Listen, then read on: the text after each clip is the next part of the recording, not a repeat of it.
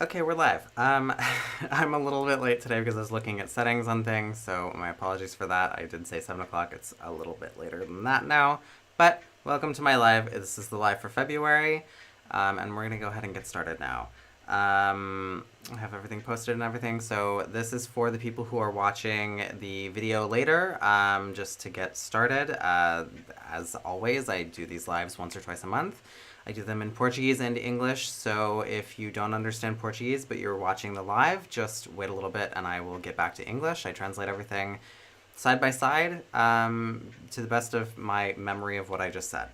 Today we're going to be talking about just general things based on the channel and things going on in the world and comments and questions that come up in the chat.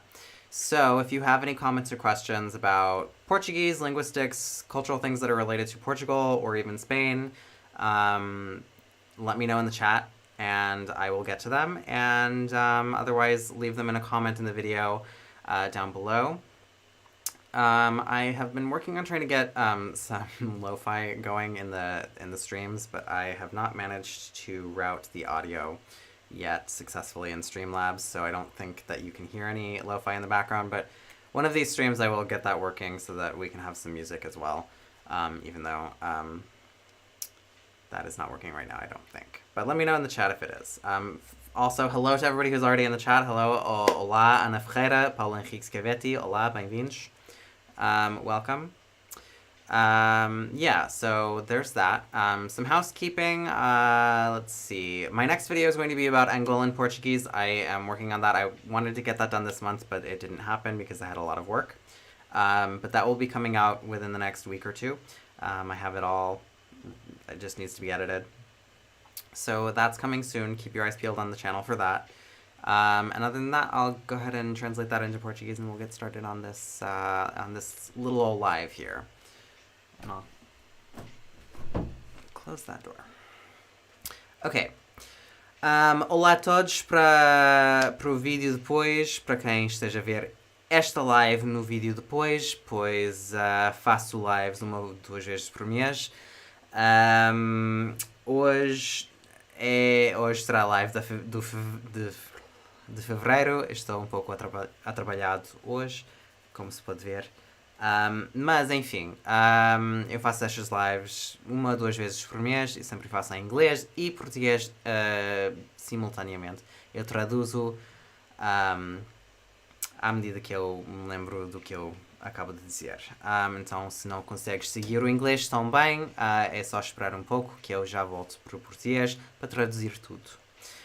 Eu faço o meu melhor esforço para traduzir tudo nestas lives e dar um pouco de oportunidade de ouvirem o meu português também, ao lado disso. Ok, hoje vamos falar um pouco sobre imigração, Portugal, tópicos gerais do canal, tipo linguística portuguesa, etc. Estas coisas. Eu não tenho uma agenda muito cheia hoje em termos de temas da live, pois simplesmente porque não. Um par de coisas que eu queria comentar. Isso e o próximo vídeo vai ser sobre o português em Angola, ou português angolano. Está tudo praticamente pronto. Eu queria ter esse vídeo pronto para fevereiro. Não aconteceu porque eu tive bastante trabalho na vida real. Mas enfim, está quase pronto. Eu só preciso editar o vídeo. Então fiquem atentos. Porque vai ser publicado daqui a 1 ou 2 semanas. Dentro desse período vai estar publicado. E esse será o próximo vídeo no canal. Já vos conto que novidades tenho quando tiver novidades aqui no canal. Ok, era isso. Enfim, vamos começar esta live de hoje. Sim, e como sempre eu vou responder às vossas perguntas. Eu sempre respondo às perguntas do chat ou até às perguntas que recebo nos comentários de outras lives e outros vídeos dentro do possível. Portanto, se tiverem alguma pergunta relativamente ao conteúdo do canal, de alguma forma, tipo linguística, português, cultura, tanto portuguesa ou americana ou até espanhola, coisas relacionadas com isso. Podem ficar à vontade de perguntar coisas também. Ok, e olá, Luís Gabriel. Está a ler um livro que pode gostar, se chama Meus Romanos é de experiências de uma professora alemã no Brasil. Podia ser interessante. Motoqueiro Cometa, olá, bem-vindo à live de hoje. Sotaque angolano é algo que eu queria saber mais a respeito. Sim, eu acho que é algo bastante pedido, na verdade. Há certos tipos de vídeos que são pedidos com alguma frequência, com base nos vídeos anteriores que já fiz. E realmente o português angolano e o português em África, de forma geral, é um tema dessas. Outra coisa que eu queria dizer é que eu estou a tentar colocar um pouco de lo-fi, um pouco de música no fundo destas lives, mas por algum motivo ou outro eu não consigo fazer o circuito para que funcione. Então, uma ou outra live isso vai começar a funcionar, até então vai ficar sem música no fundo, mas eu queria colocar uma coisa mais engraçada também para dar um toque a mais nestas lives. Ok, sim, era isso. Yeah, so, you're English. You can speak English or Portuguese, whichever one you feel most comfortable in. I also speak a few other languages. I have a video about that on my channel as well. Yeah, okay. Well, so since there are things going on in the world right now, this channel obviously is not a political channel. I don't talk too much about current events or politics or anything like that on my channel, but in light of things happening on the other side of Europe that I think everybody at this point is familiar with because of the news and what have you, I did want to I wanted to, I don't know, find a way to connect Ukraine and the things that we talk about here on the channel in some capacity. Yeah, I mean, I'm not going to get into politics or breaking down current events or what have you, but I think that there are things to talk about with regard to that, and that's one of the reasons why I chose immigration and Portugal in particular to talk about today, because I think that those can be kind of interesting topics, and I think that there are a fair few people that watch my videos who are interested maybe in moving to Portugal or have done so already. So we'll talk about that in a little bit. Could I make videos playing Street Fighter 5? I do not plan on playing any video games on my channel. That's not something that's really relevant to my channel, so I don't think so. Sorry. And I don't own a PlayStation, so that's not really my thing. Sempre me estranha te ver dizer em África, é o padrão em Portugal. Dizer em África em Portugal é corrente, é a forma corrente, mas nunca é errado dizer na África. Só que em Portugal a forma corrente é dizer em África. Vai lá saber porquê. Analisando o sotaque do Rio.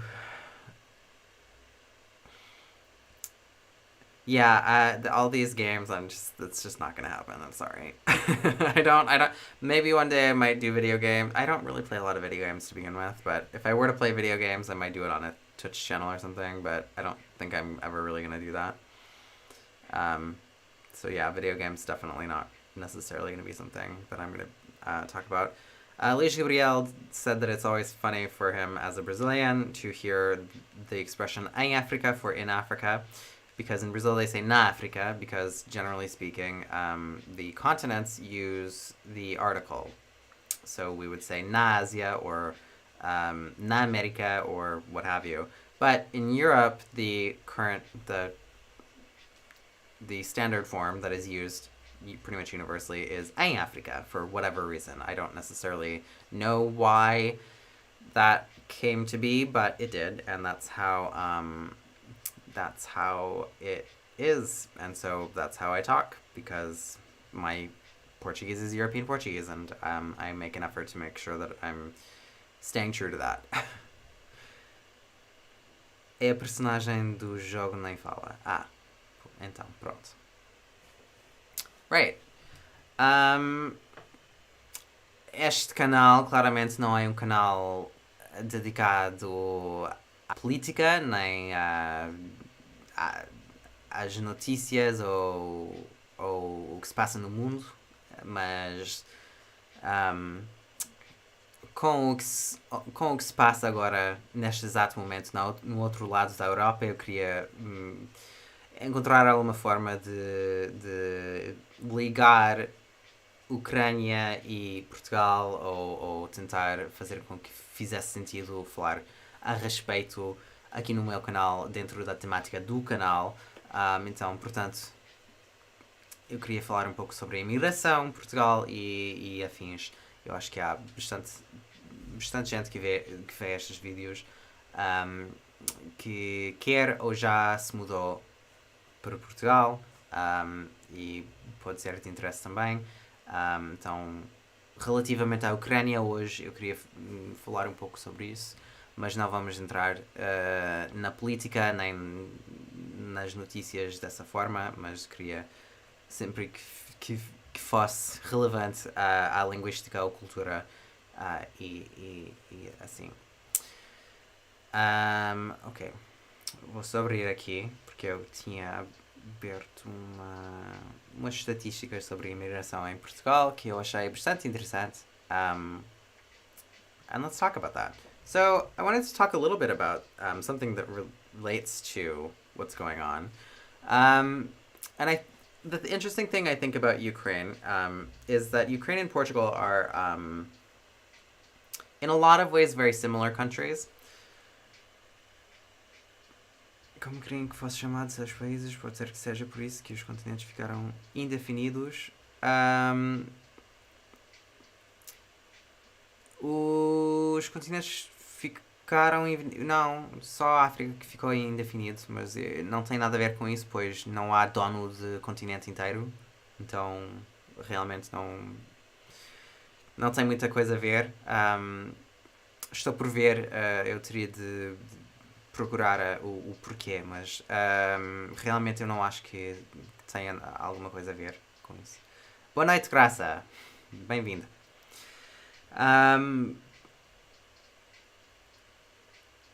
Mas sim, em Portugal tende a respeitar a forma como os países querem chamar-se. Como a maioria de países e línguas do mundo. Mas há vezes em português que usamos a forma portuguesa, não obstante a forma desejada pelo país. Isso é outro tema também. Okay, yeah. There's something that's kind of... there is something... Sorry, I have messages going on. Portugal and Ukraine, in a lot of ways, are kind of like very similar or sister countries in terms of things like demographics. And actually, there are quite a lot of Ukrainians in Portugal relative to Portugal and the immigrant population that resides in Portugal. A lot of statistics in terms of immigrants in Portugal are just the number of foreign nationals, but a lot of those people eventually do get Portuguese citizenship, and then they cease to enter on the statistics in Portugal. They're just, since they become Portuguese citizens, they're just Portuguese citizens, and so they're no longer counted among the foreign population in Portugal. So it's hard to have an exact number of how many foreigners there truly are in Portugal, because there are quite a lot of Portuguese nationals who were not born in Portugal or did not grow up in Portugal. But suffice it to say, Ukraine is actually one of the main contributors of immigrants to Portugal. And Portugal is a country with a long history of immigration as well. Let me turn this lo-fi that isn't working off.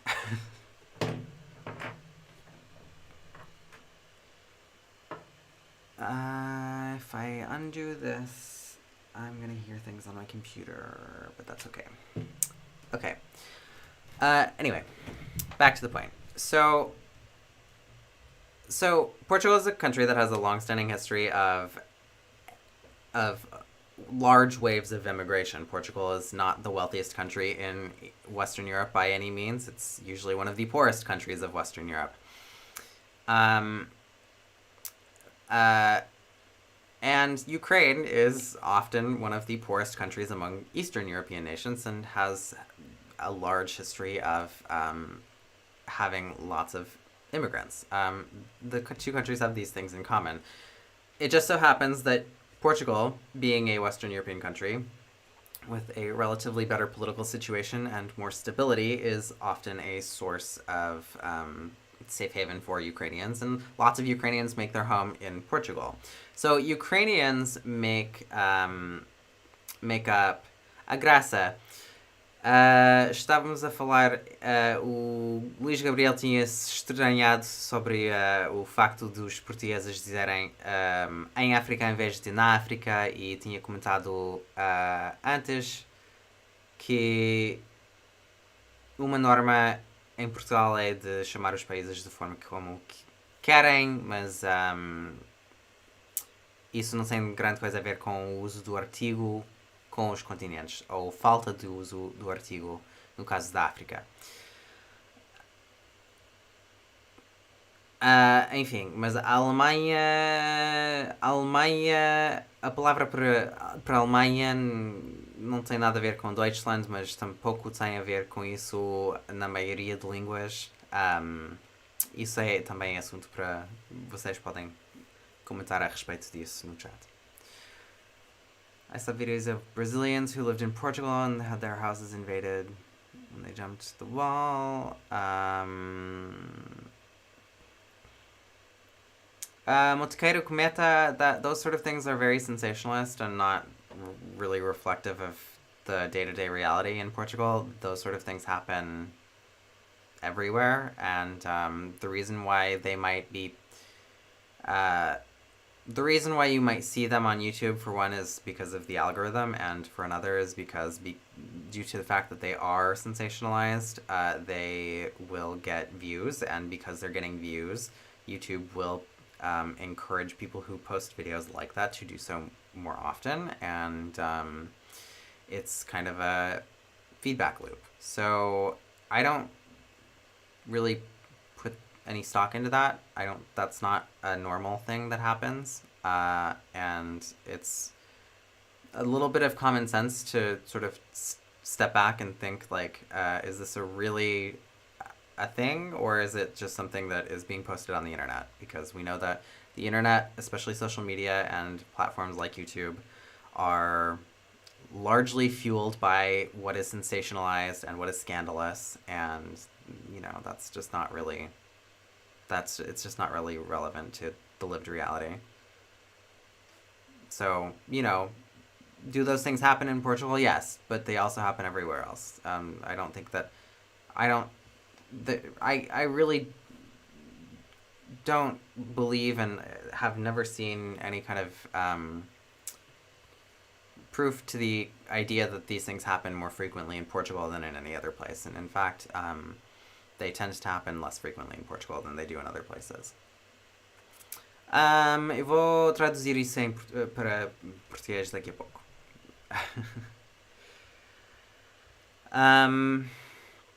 Yeah. Pois é, mas aqui eu não vou... Vocês fiquem à vontade de falar sobre o que quiserem no chat, mas eu não vou entrar na política aqui. Yeah. So, what was... I've lost my train of thought. I'm a little just all over the place today, in general. So I was talking about Ukraine, Portugal, lots of Ukrainians in Portugal. There are a lot of Ukrainians in Portugal. In general, I mean, obviously, this is something that's actually quite true of most European countries and the West in general, where you go. If you go somewhere, you're very likely to run into Russian speakers, whether they are actually Russians or they are Ukrainians or people from other countries where Russian is commonly spoken. This is something that's true pretty much everywhere, but in Western Europe, for example, there are quite a lot of Russians and Ukrainians and what have you. It turns out that there are more Ukrainians in Portugal than there are Russians. So if you hear Russian speakers in Portugal, there's a good chance that those people are Ukrainian. So there are a lot of people who have some level of proximity to what's going on in Portugal due to the fact that there are a lot of Ukrainians in Portugal. Something that I have noticed, so if you want to put the immigration into perspective, Portugal released census data from 2021 in, when was this? December. So I'll post this in the chat and you guys can take a look if you want. But this is an article that I have pulled up from Diário de Notícias. Yes, that same Diário de Notícias that I talked about in a video that posted the opinion piece that I talked about again in a video. And basically this article has a rundown of the census statistics from 2021, because Portugal does a census every 10 years. And it turns out that there are about 500,000 immigrants in Portugal who do not have Portuguese citizenship. I was one of them for a long time, but now I would be counted in Spain statistics. Say that 10 times fast.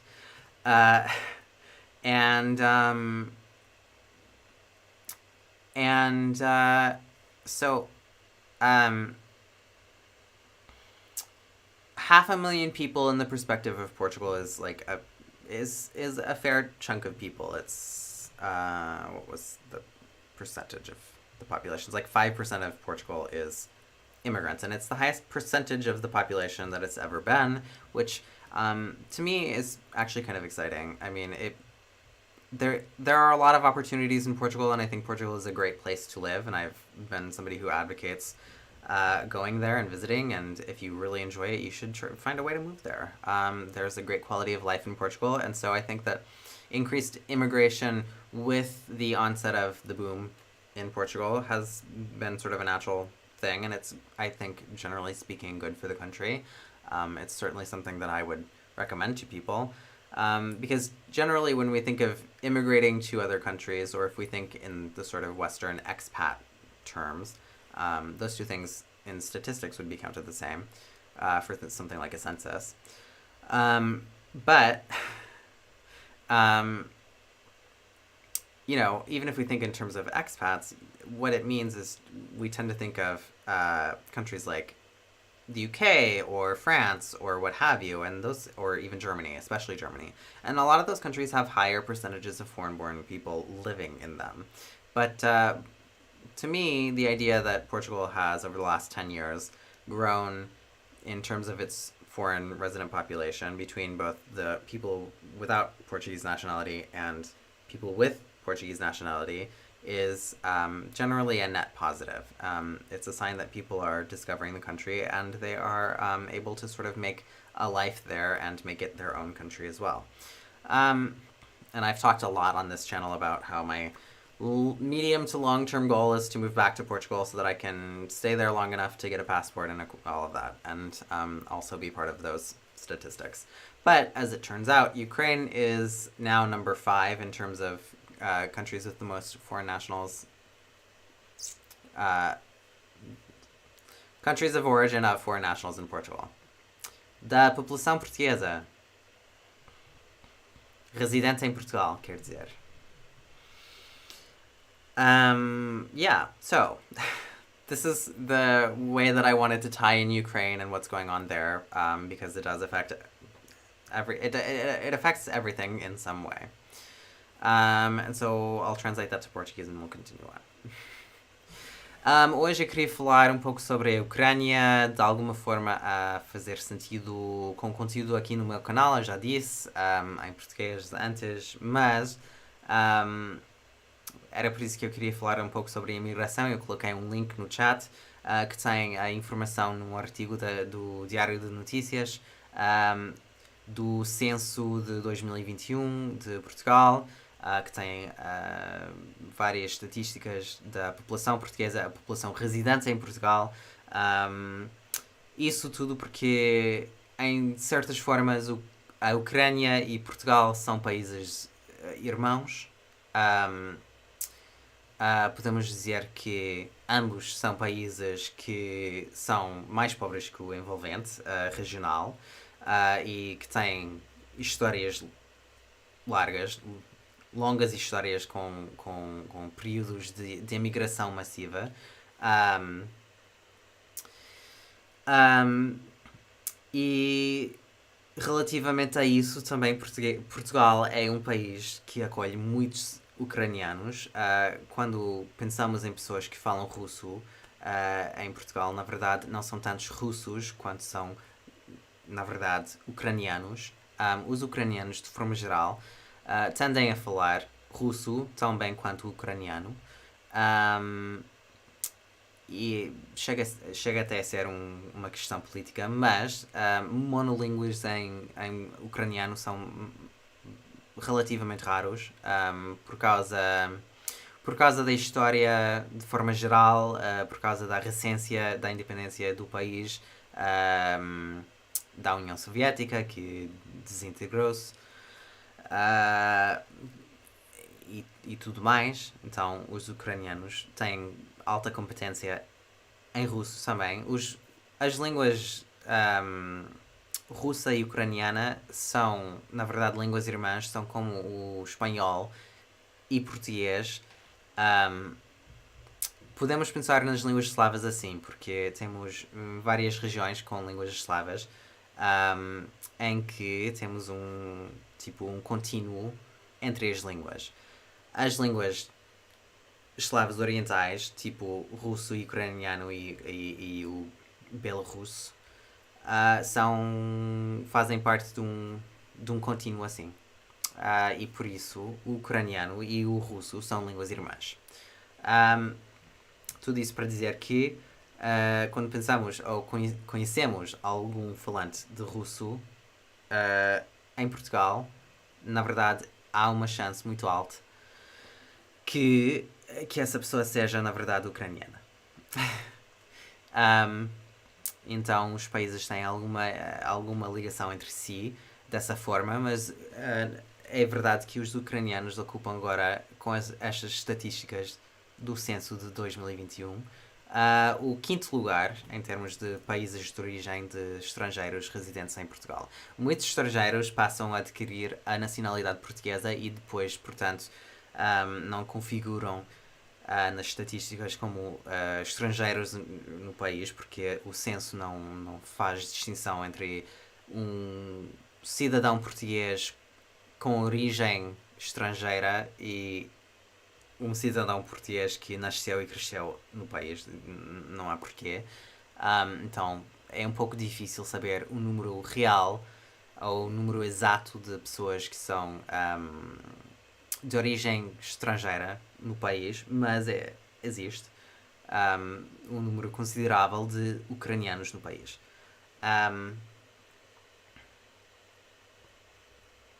O que mais que eu disse? I've been talking in loops. One thing I did just say just now that I did not actually say before is that to go along with this idea that if you meet a Russian speaker in Portugal, you're probably actually talking to a Ukrainian, because there are relatively more Ukrainians in Portugal than there are Russians. Slavic languages work a lot like Romance languages in that they're on kind of a spectrum. They're on a dialect continuum, and there are different regions of Slavic languages that are in their own sort of little bubbles and continuums where there are gradients of intelligibility, and the East Slavic languages, which include like Russian, Ukrainian, and Belarusian, and so on, are part of that. And so Ukrainian and Russian are like sister languages in the way that Portuguese and Spanish are. There is a very high level of interintelligibility, but they are not, strictly speaking, mutually intelligible. They share a lot of vocabulary, but they also share a lot of false friends. They share a lot of grammar, but it's not exactly the same, and so on. There's a high level of there's a large parallel between Russian and Ukrainian, and Spanish, and Portuguese. Que mais que eu ia contar? Que é, não me lembro. Estou de memória curta hoje. Línguas eslavas são próximas como português e espanhol ou são mais distantes? As línguas eslavas são bastante próximas. Um, uh, São como as línguas românicas em termos de inteligibilidade. Podemos dizer que as línguas eslavas têm alta inteligibilidade entre si, mas não são necessariamente muito inteligíveis para os falantes. Ou seja, uma pessoa que fala polaco não necessariamente entende tudo o que um russo diz, mas na escrita ou em termos tipo de vocabulário pode achar muito em comum, tipo muitos vocábulos em comum ou muita gramática que é praticamente a mesma ou o que quer que seja. A gramática em particular das várias línguas eslavas é bastante parecida. Há poucas línguas eslavas que realmente diferem muito substantiva, tipo, de forma muito substancial. Tipo, eu diria que o búlgaro e... Não, o búlgaro é a língua eslava que mais se diferencia das demais línguas eslavas, por exemplo, em termos de gramática. As outras línguas eslavas têm alguma coisa ou outra em comum e a nível bastante alto, gramaticalmente. Não são todas exatamente iguais, mas é como as línguas românicas que têm uma gramática todas bastante parecidas. É isso. Slavic languages in general don't have a super high level of, well, let me say this. They have a high level of mutual intelligibility, but they're not necessarily mutually intelligible. So somebody who speaks Polish is not necessarily really going to understand everything a Russian person says, but they will understand a lot of words. They will have an intuition for the grammar, because Slavic languages, generally speaking, tend to have very similar grammatical structures. It's a lot like the Romance languages, where there are subtle differences between them, but the grammar works relatively similarly between pretty much all of them, with little exception. Bulgarian and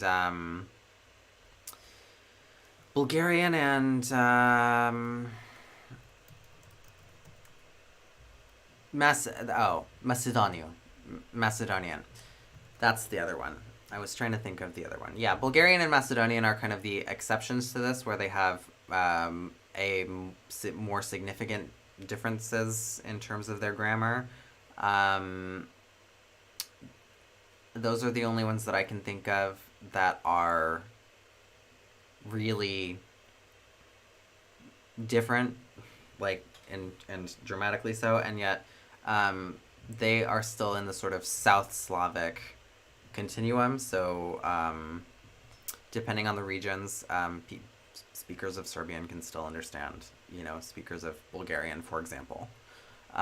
So it's there are a lot of parallels to the Romance languages there, where there are a lot of similarities, and there are not as cleanly defined boundaries between these languages as there might seem, and those boundaries have been mostly drawn out by modern history and the way that the modern nation state has emerged. Also with modern history and the Soviet Union and how they tried to Russify everything, but that's another story. Também é verdade que a União Soviética tentou russificar praticamente todo o território pertencente, mas isso é outra história. Teve bastante sucesso em fazer isso, mas o processo de desrussificar, digamos assim, nos vários países agora independentes tem-se efetuado com bastante sucesso também. Tanto na Ucrânia como em países como a Lituânia, Estónia, etc. The de-Russification has also been pretty effective in countries that are now independent in the post-Soviet period. So in places like Ukraine itself,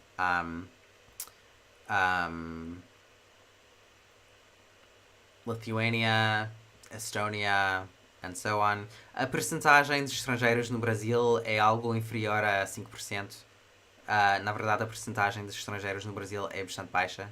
E eu acho que a percentagem de brasileiros com origem estrangeira é algo a menos que 2%.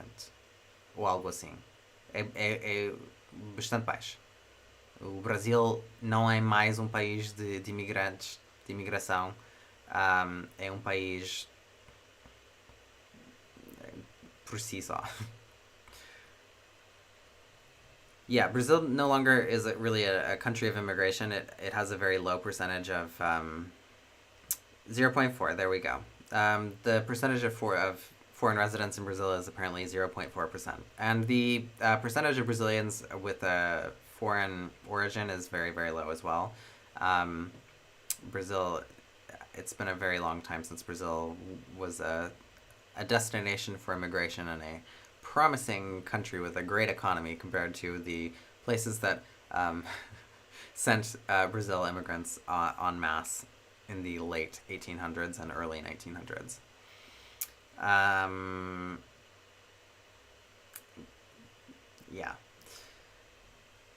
It's actually similar to the United States. I don't know what the percentage of I don't know the foreign-born population in the United States is higher than I thought it was. 44.8 out of 330. So in the US it's about 13.5%, if my math is right.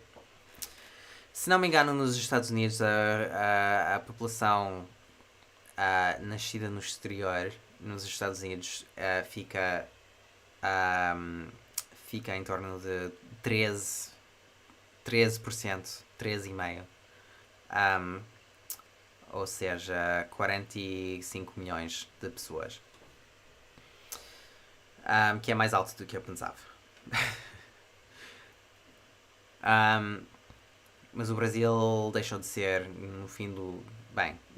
o Brasil deixou de ser destino para a imigração massiva bastante cedo nos anos... no século XX. Por vários motivos. Sobretudo económicos, mas isso também é outra história.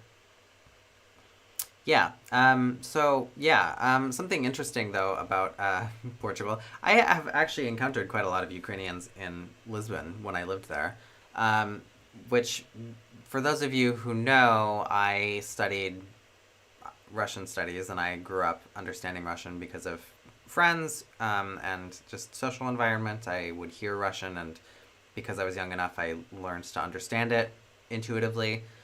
Even though I didn't really speak it, and then I went to college and I learned to speak it, sort of, and then I stopped studying it, and now I don't speak it very well anymore either. But I do understand Russian pretty well because I studied it and because of a personal history. And to illustrate the idea that they are sister languages but they are not mutually intelligible, I would often be like on the bus in Lisbon going somewhere, and I would hear what I thought sounded like Russian, but then I would realize that I could not all of the sounds are very similar. Like the phonemes in Ukrainian are very similar to the phonemes in Russian, and the two languages mostly share the same sounds, and they have a very similar cadence.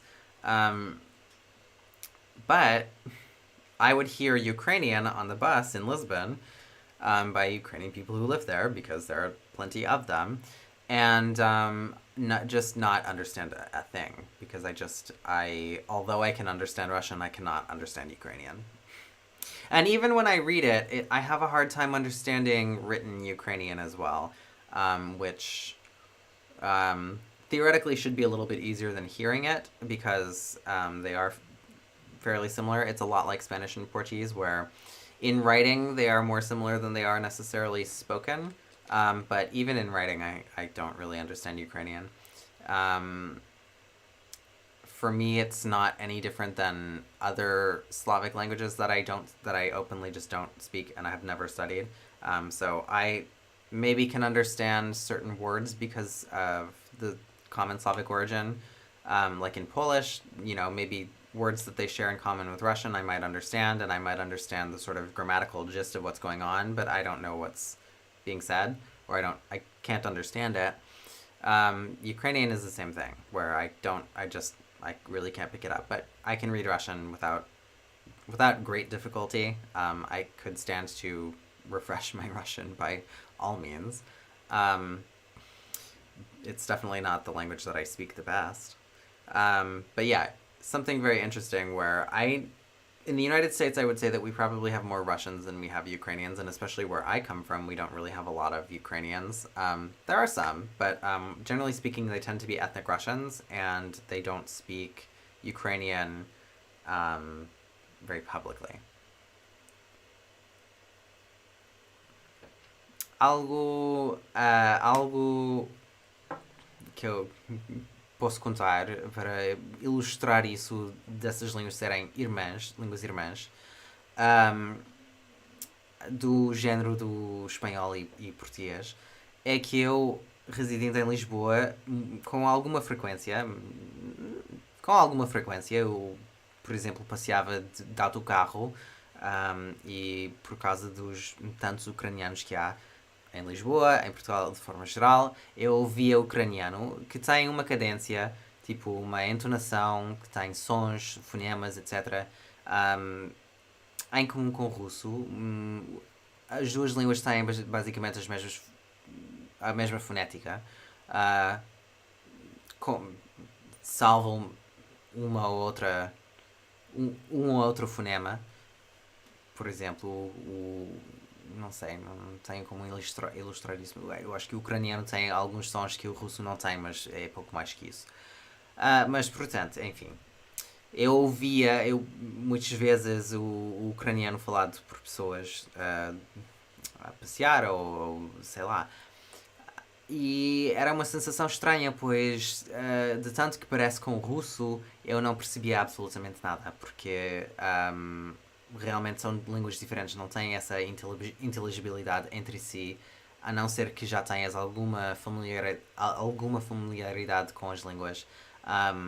E eu acho que por pessoas que falam melhor o russo também, porque eu realmente não dedico muito tempo aos estudos do russo e a manter o meu nível de russo. Com o tempo eu já falava melhor. Antes dessa época, muito menos agora. Perceber é a mesma coisa. Eu não faço esforço com o russo, ainda que eu devia. Mas, enfim,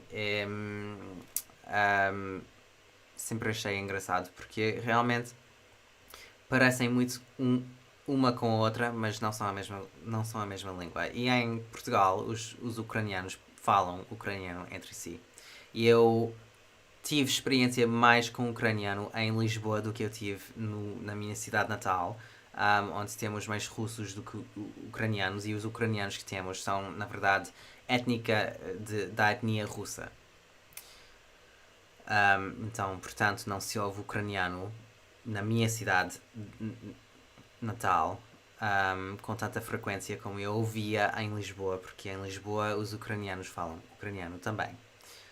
Mas os ucranianos tendem a falar russo também, então quando eu conhecia ucranianos em Lisboa, muitas vezes ou falavam russo comigo ou fizemos alguma amizade com certa base nisso, porque eu também tenho alguma história com a língua russa, e é isso. Se eu já estudei occitano, okay, we need to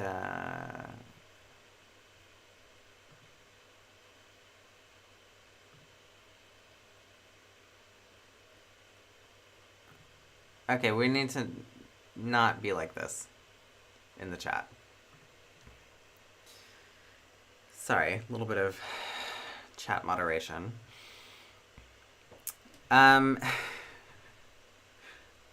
ok, a Graça pergunta se eu já estudei o occitano e se eu acho que tem similitudes com que línguas.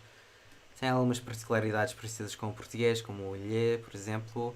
O occitano nunca estudei formalmente, mas o occitano é falado numa região que se chama o Val d'Aran, aqui na Catalunha, em Espanha. E o canal público da televisão aqui, da Catalunha, passa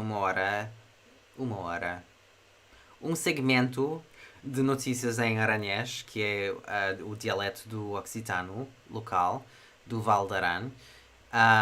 Hi, Legendary Plays Overwatch. If you'd like to be in the chat, I would ask you just to be respectful and topical and on topic to the things that we're talking about here or on my channel.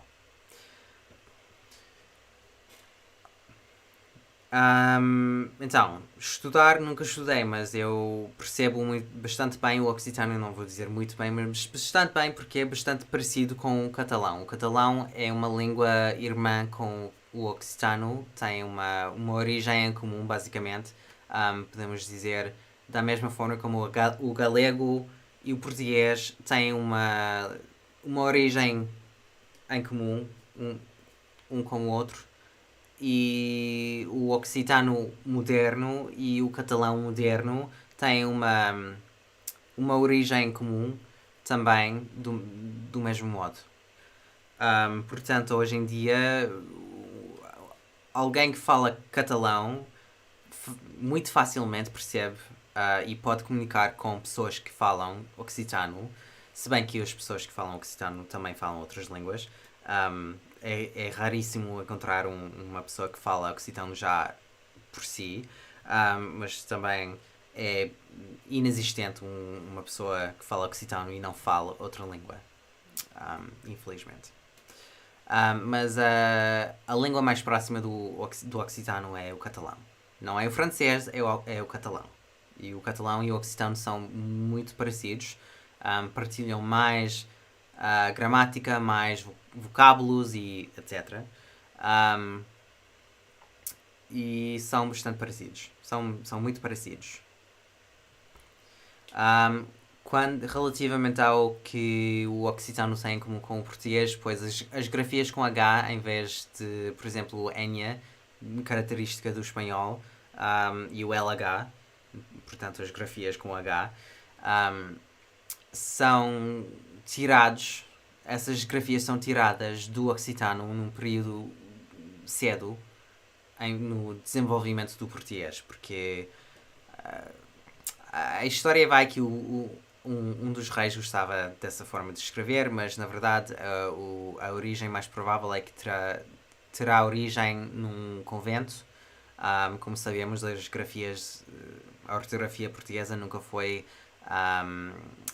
padronizada até bastante tarde, em 1911. Sempre houve diferentes formas de escrever a língua portuguesa e uma das formas foi com LH, NH, que passou a ser uma parte integral das grafias, da ortografia real. Hey Anish, welcome to my live. I'm talking about just a bunch of random stuff. And I translate everything into English, so I was talking in Portuguese, but if you want to know what I'm talking about, just wait a minute and I'll get back to English. A ortografia com LH e NH realmente passou a ser oficial em Portugal, ganhou favor na corte portuguesa e com a nobreza, o rei, etc. E ficou característico do português, mas a origem provável terá sido num convento no norte de Portugal, que tinha uma tradição ligada com os trovadores occitanos, que por sua vez escreviam com LH e NH, etc. Liga Românica é um canal bastante interessante porque reúne pessoas que falam diferentes línguas românicas a ver se conseguem comunicar entre si. frequentes vezes há um português, o Leo, que tem um canal também super bom para quem quer aprender português ou aprender mais a respeito do português. Portuguese with Leo. Yeah. Okay, what was I saying? Graça had asked about the Occitan language and if I've studied it and what it is most closely related to. So, Occitan is the language that is the historic language of what is the south of France. And so if you think of like Nice, if you think of Monaco, if you think of basically the Mediterranean coast of France, that's where Occitan was spoken. Catalan is the language of Catalonia, which is the region, the little triangle of northeastern Spain. And Catalan and Occitan have a common origin. So if we think of how Galician in northwestern Spain and Portuguese have a common origin, then it's the same deal with Catalan and Occitan. They have a common origin. Now, in the case of Galician and Portuguese, there's debate about whether they're different languages nowadays or not. Catalan and Occitan are largely considered different languages. That's not a controversy or anything like that. But they are really strongly intelligible amongst themselves, so speakers of Catalan can understand Occitan and vice versa very easily, although there can be points of confusion because of different patterns of like phonetics and vocabulary or what have you, but like the grammars are almost the same.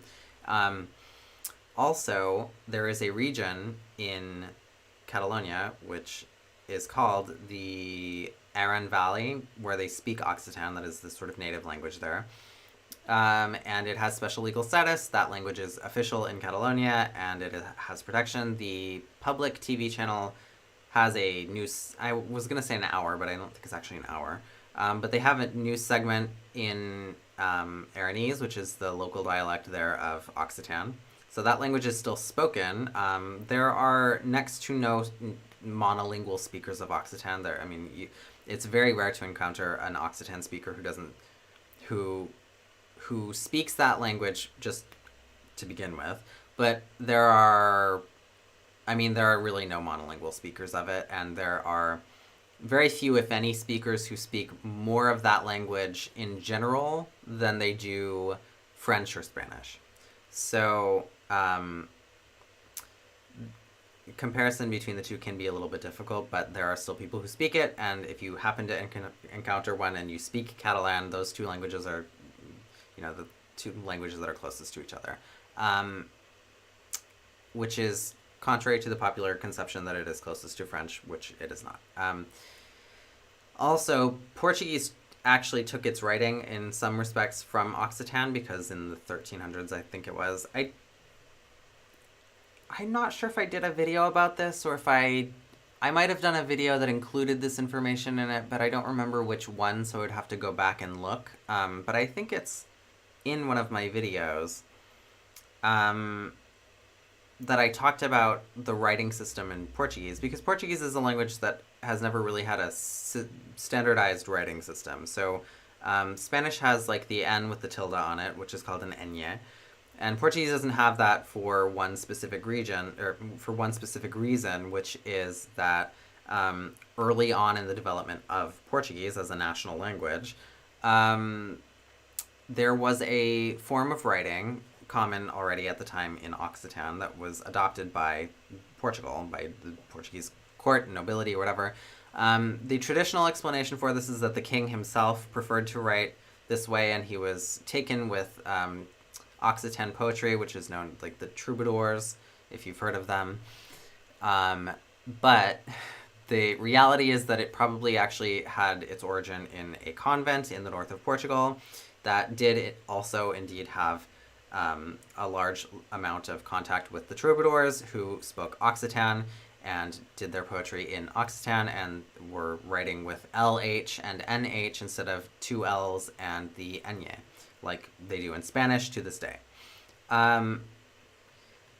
So Portuguese got that form of writing, and the main reason why we write with that in Portuguese still to this day, because over time the different forms of writing Portuguese were not standardized. It was sort of a free-for-all, and you would just write the way that you saw fit and the way that people would accept reading how things were written. And basically, these forms of writing, LH and NH for y and ny, just kind of happened to come into favor with the Portuguese educated classes. So the aristocracy, the nobility, the king himself. Government documents started being written with those with that way of writing. And it's stuck over time. I mean, there's nothing really... Part of it is also cultural, and so it's a way of differentiating Portuguese from Spanish and saying, hey, we do things differently here, for sure. And part of it is just that it's tradition that has held for a really long time. And then since 1911, which was when the first orthographic agreement happened in Portuguese, that's when we have an international standard of writing in the language.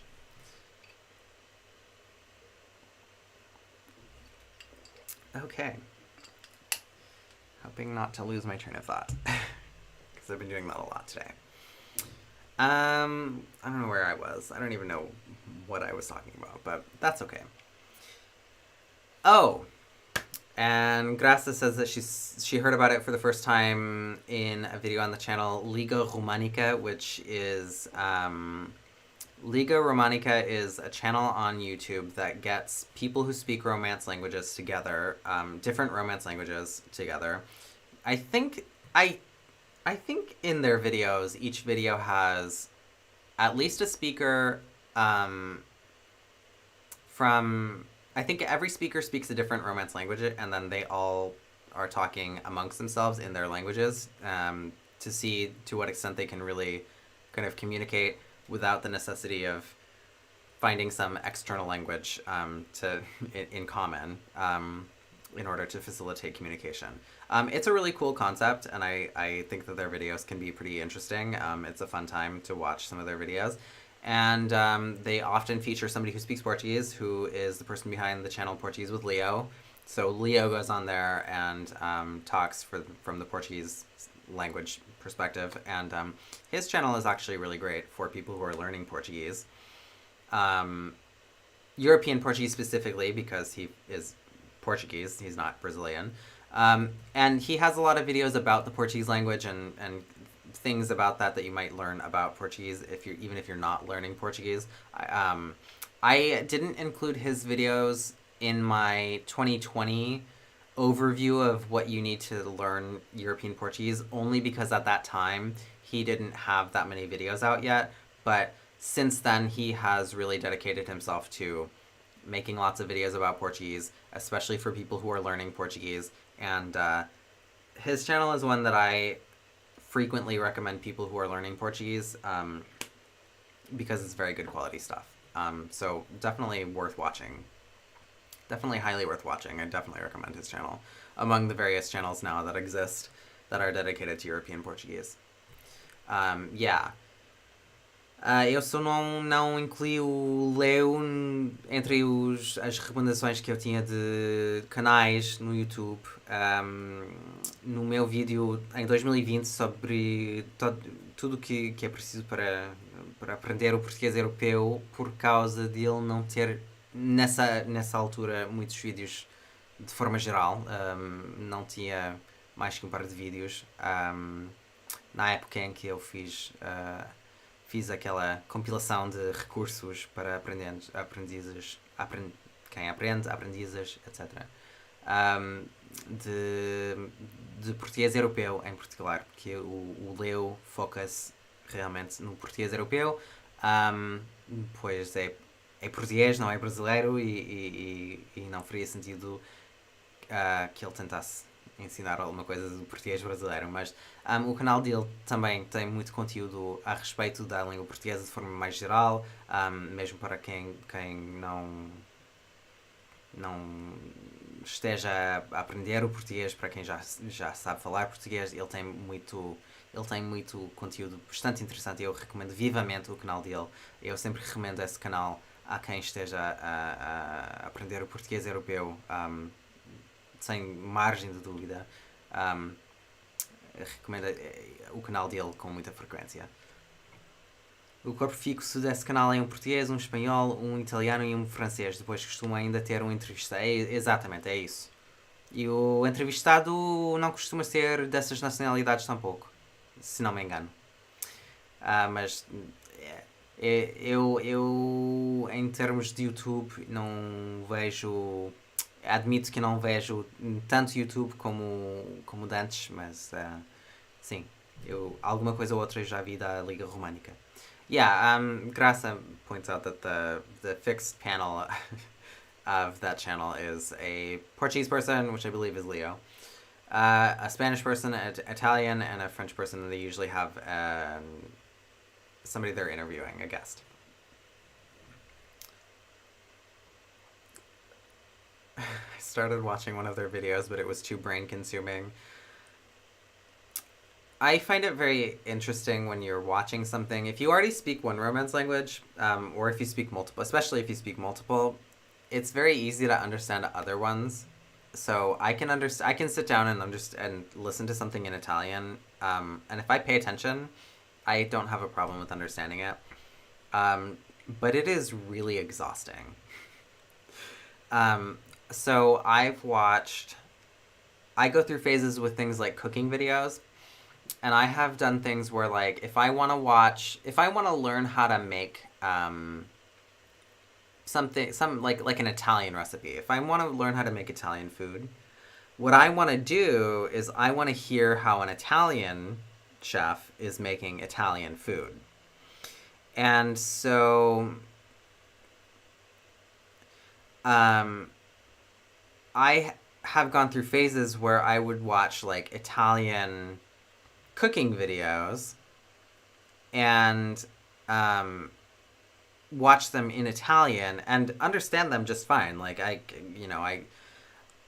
might not be able to speak Italian, but I can understand it, and then I'll remember the steps in the languages that I do speak, and then be able to like follow along, or what have you. And I can watch things like shows in Italian with Italian subtitles and follow along and understand what's happening without really any difficulties, but it takes a lot of brain power to really keep up with that. And it's definitely really exhausting, especially if you're not trying to learn those other languages. So if I'm not trying to learn Italian. I don't have that much use for it. It's nothing against it, but it's not. I already have a lot of. I already have other languages sort of on my plate where I think. I actually personally think that there is a finite number of languages that you can really keep juggling at a time, and maintain a high level, and really stay active in them, because I think that in order to maintain a high level of sophistication in a language, you need to dedicate time and use of those languages. So my hot take on people who claim to be super polyglots who speak dozens of languages is that it's probably impossible that they are actually truly highly fluent beyond just basic conversation in all of those languages, simply because of the sheer amount of time that is necessary in order to practice and maintain your skills and continue to expand your knowledge in a progressive way, even once you are fluent, to be properly highly fluent in a given language. I think that people tend to be able to hold on to about half a dozen languages, roughly speaking, before you start to really not have. I mean, just really basically the time and energy to keep up with all of them. Whereas I think when people are like super polyglots, it's easy to start adding lots of related languages, and it's easy to have a basic proficiency in a language that is related to another one that you speak, and it's easy to start to get used to the idea of getting good at learning how to learn languages, and so it becomes easier to start learning another language and pick up the basics really quickly. But I think that the people who claim to be super polyglots often are people who maybe speak half a dozen languages pretty well, pretty strongly, fluently, and then, you know, they speak another half a dozen languages conversationally or worse, and just claim that they speak them even if they don't really speak them fluently. And the definition of what it means to speak a language and whether you say you speak a language or not is different for every person. I personally think that in order to, like in my case, I wouldn't say that I speak a language unless I think the threshold for me, saying that I speak a language is that I need to have slightly more than a conversational level. I would not say that I can speak a language just because I can order orange juice in it. For me, I would have to be able to have a decent conversation with somebody beyond just formalities and things like the weather. Beyond just small talk. And then at that point, I would start to say, I speak it and qualify that. Kind of similar to the case with me in Russian, where once upon a time I did speak Russian better than that, and nowadays I probably really can't, although I do still understand it. And that's a testament actually to what I was saying as well, where the languages that you do speak, you do need to take time and make sure that you're holding on to them. But that's another thing actually that I would like to talk about a little bit today as well. In terms of language fluency, I've talked about it on this channel a lot before, but we'll talk about it a little bit too. Que é que estava a dizer?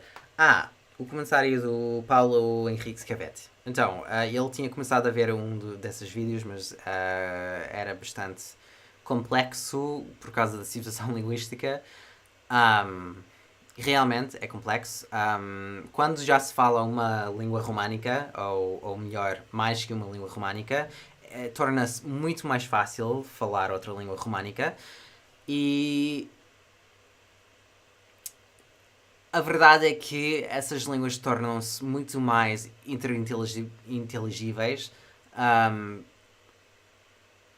ao ponto de ser fácil de perceber as demais línguas românicas, sem necessidade de traduzir, especialmente línguas mais próximas. Por exemplo, o romeno seria mais difícil do que o italiano para alguém que fala espanhol ou português. Cintia Oliveira, olá, bem-vinda! E realmente é o caso. Eu, por exemplo, consigo perceber o italiano. Eu percebo o italiano sem grandes dificuldades, mas eu não falo o italiano. Eu não pretendo aprender o italiano em termos de falar o italiano. Eu não tenho uso para o italiano, e realmente eu não tenho tempo nem capacidades, em termos de tempo e esforço para me dedicar à aprendizagem do italiano. Mas eu falo várias outras línguas românicas e, portanto, para mim o italiano, em termos da percepção, da compreensão, é fácil. Eu passo por fases, por exemplo, com fases culinárias, digamos assim, em que eu quero aprender sobre uma gastronomia em particular, de algum país ou o que quer que seja, e eu, quando passo por essas fases, eu quero aprender, por exemplo, vamos usar o exemplo dos italianos. Eu passo por fases de querer aprender a cozinhar pratos italianos, mas eu quero aprender esses pratos de italianos, da Itália. E, portanto, eu vou querer aprender essas receitas em italiano, porque a origem, a fonte, claramente, lá na Itália, seria em italiano. Felizmente eu consigo seguir essas receitas e esse tipo de vídeos e conteúdos, e também outros conteúdos. Eu consigo ver séries na Netflix em italiano, por exemplo, com legendas em italiano, sem necessidade de traduzir para inglês ou outra língua que seja. Mas a verdade é que é bastante difícil. É um grande esforço Um, e. E cansa. Cansa. Cansa ouvir uma língua que se percebe, mas que não se fala. E é um grande esforço. Realmente é um grande esforço. E eu também fico cansado de ouvir outras línguas assim. O italiano é o melhor exemplo, mas há outras línguas também que percebo mais ou menos bem e realmente cansa. Comecei a falar então desde isso. Isso tem alguma coisa a ver com isso dos poliglotas que professam falar tipo uma dúzia de línguas, 12, 13, 14 línguas, ou o que quer que seja, que eu acho, na minha opinião, é um pouco ridículo.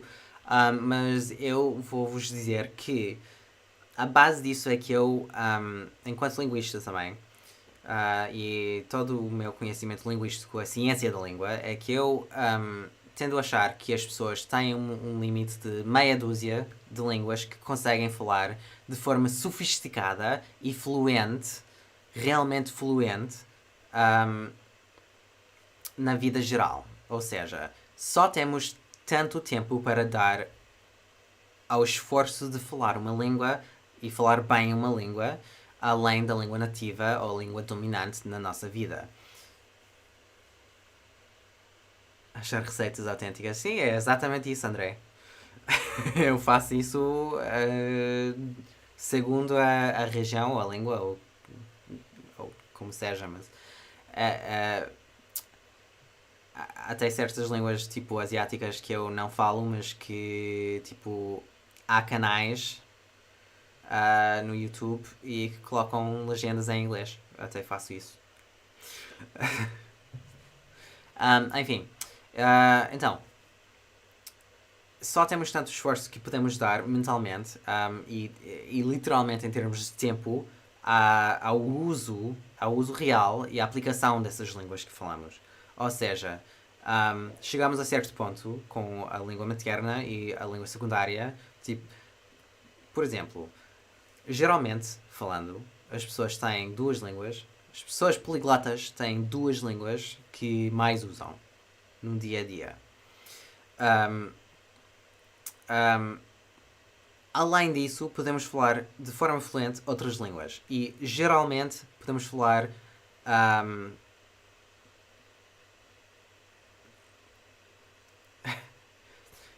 geralmente podemos falar em termos de meia dúzia de línguas que conseguimos falar com alto nível de sofisticação e fluência. Sim, Paulo, entendia-se sem grandes problemas. Eu acho que não houve problemas de compreensão. Um, e respeito a isso,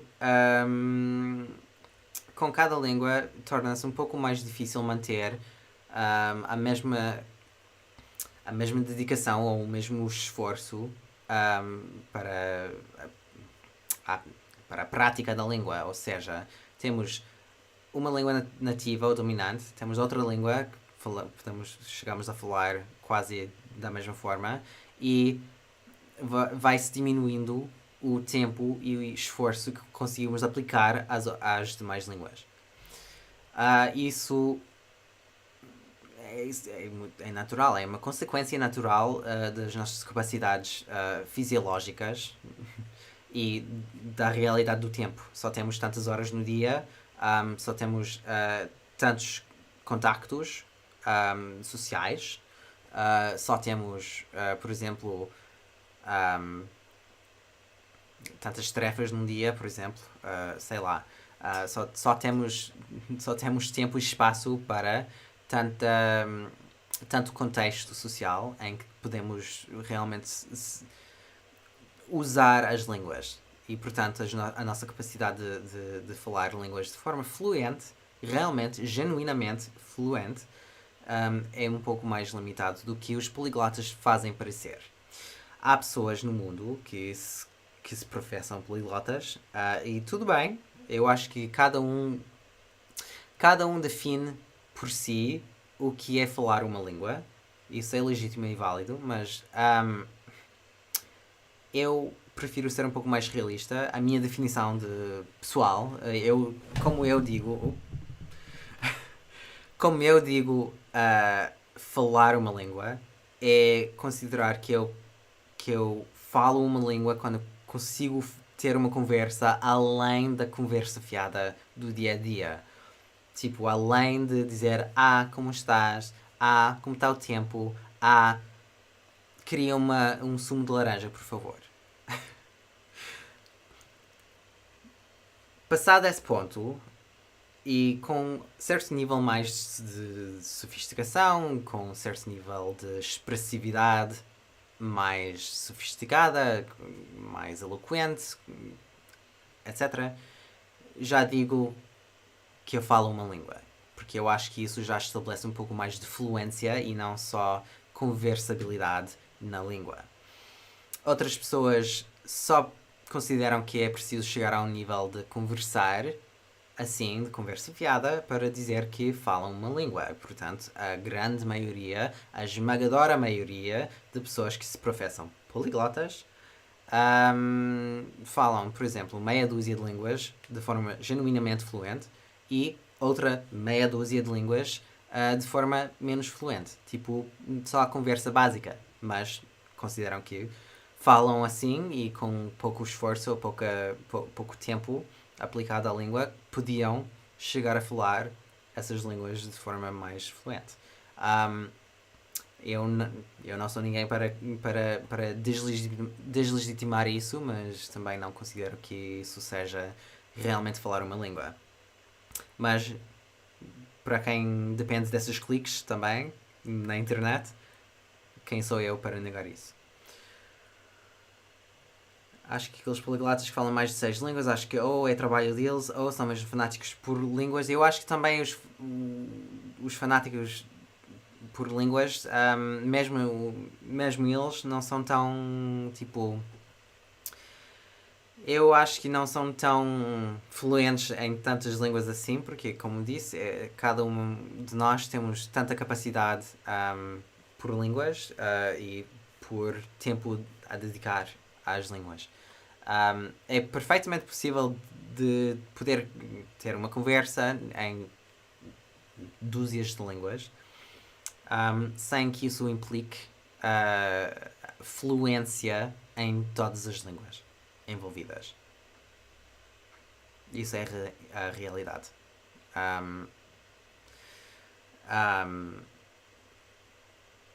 Mas a questão é vaga e na verdade essa questão de quantas línguas falas, tipo, de ser a condição de ser poliglota, quando chegamos a esse ponto, não é uma questão científica, mas sim uma questão social. E por isso as definições são vagas e não são assim tão claramente definidas.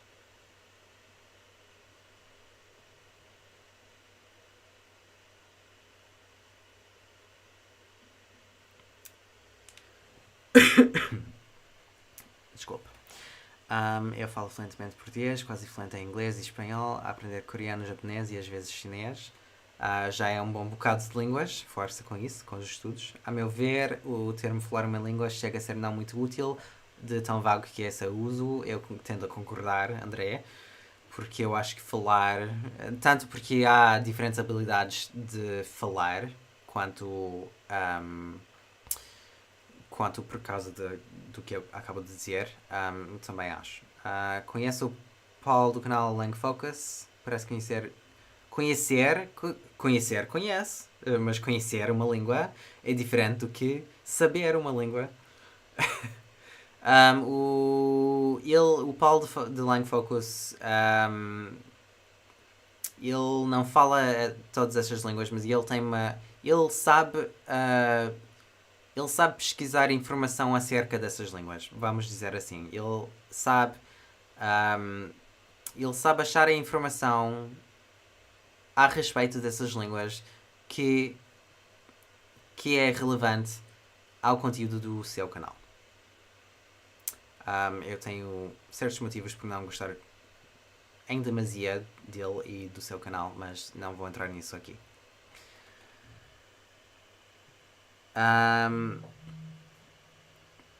I think I said something that I should have translated to English, and now I don't remember. So I'm so sorry. Um, yeah, Paul, I think everybody understood what you were saying with the general day.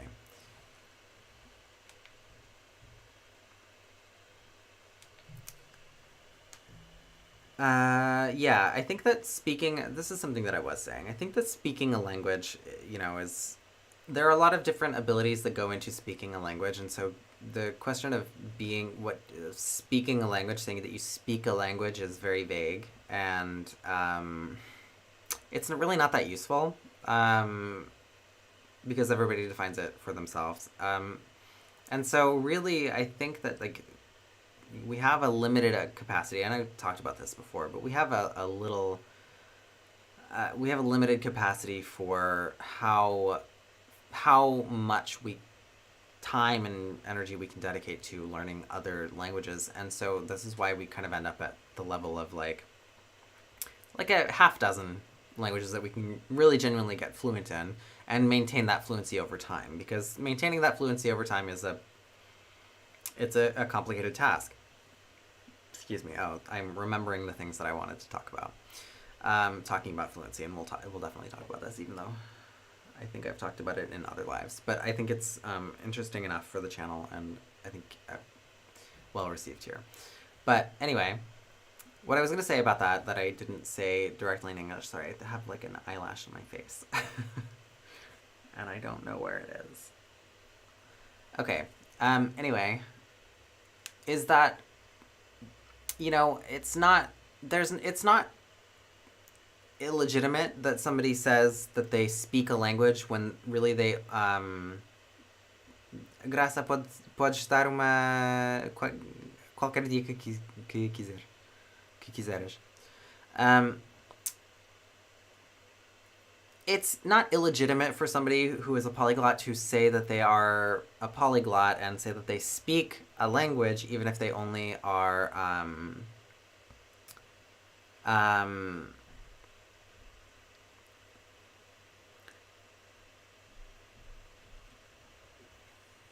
like somebody who is a polyglot who isn't fluent in a language but says that they speak it because they can only speak conversationally. They can talk about the weather, they can say hi, how are you, and they can order an orange juice. It has the perfect right to say that.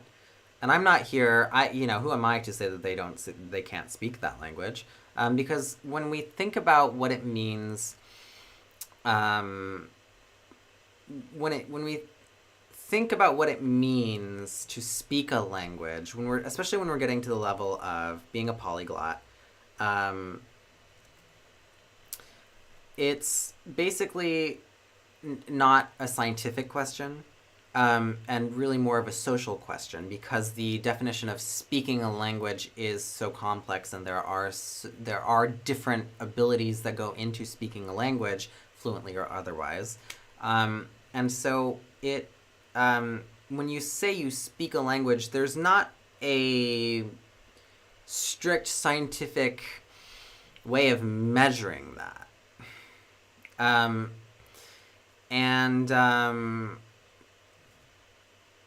so it's a social thing, and I'm not here to tell somebody who claims that they speak a language that they don't speak perfectly fluently, that they don't speak it if they're able to hold a conversation in it, and, for example, they believe that they could, with a small amount of time and energy and practice, become much more fluent in a very short period of time, for example. That, whatever. But I think that it's almost as André Luis sort of said, which I agree with, it's almost not useful to say, whether you speak a language, but he says that he asks people, like, how many languages are you able to hold a conversation in, because it's more useful. The information that you will receive as a response is more useful. And I tend to agree with that in a lot of ways, because, the way that speaking a language is defined by people, it varies from person to person. And especially when it comes to people who are super into languages and study a little bit of everything. And because of their studying a little bit of everything and have an easy time of learning the basics of everything, say that they speak a lot more languages than they really can. If I did the same thing, I would probably say that I speak a similar high number of languages, but the reality is that I speak about 5 languages fluently, and I have one language that is degrading really terribly and unfortunately in my mind, which I always joke about on my channel, but do make some effort to at least maintain the understanding of. Okay. So, Grace asked about whether I know Paul from Lang Focus. He seems to be aware of lots of different languages. He is definitely aware of those languages, but he doesn't necessarily know how to speak them. And yeah, I mean, I think it's one thing to be able to find... He's very good at finding research about information about those languages that is relevant to the type of content that he creates. And he's very good at presenting... Well, he's very good at presenting that in a way that his audience has come to be conditioned to want to watch, and I think he does that very successfully. I think that's very, very obvious and plainly true. I am not, for reasons that I'm not going to get into on this live, I have some hesitation in saying that I'm a fan of his channel. I'm not necessarily the biggest fan of his channel, but I think that he does provide linguistic perspective in a way that resonates with people who seek out that information.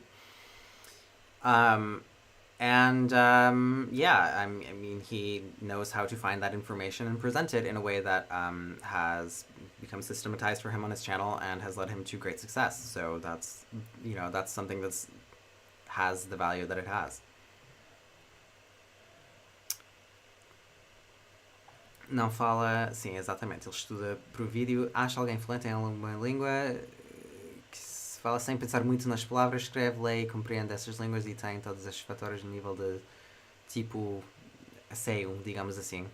Eu sou hesitante em usar percentagens relativamente a línguas, porque, na verdade, passamos a vida inteira a aprender uma língua, não deixamos de aprender a língua só porque atingimos um nível de fluência. Tipo, até na nossa língua materna estamos sempre a aprender coisas novas, sempre a ter revelações.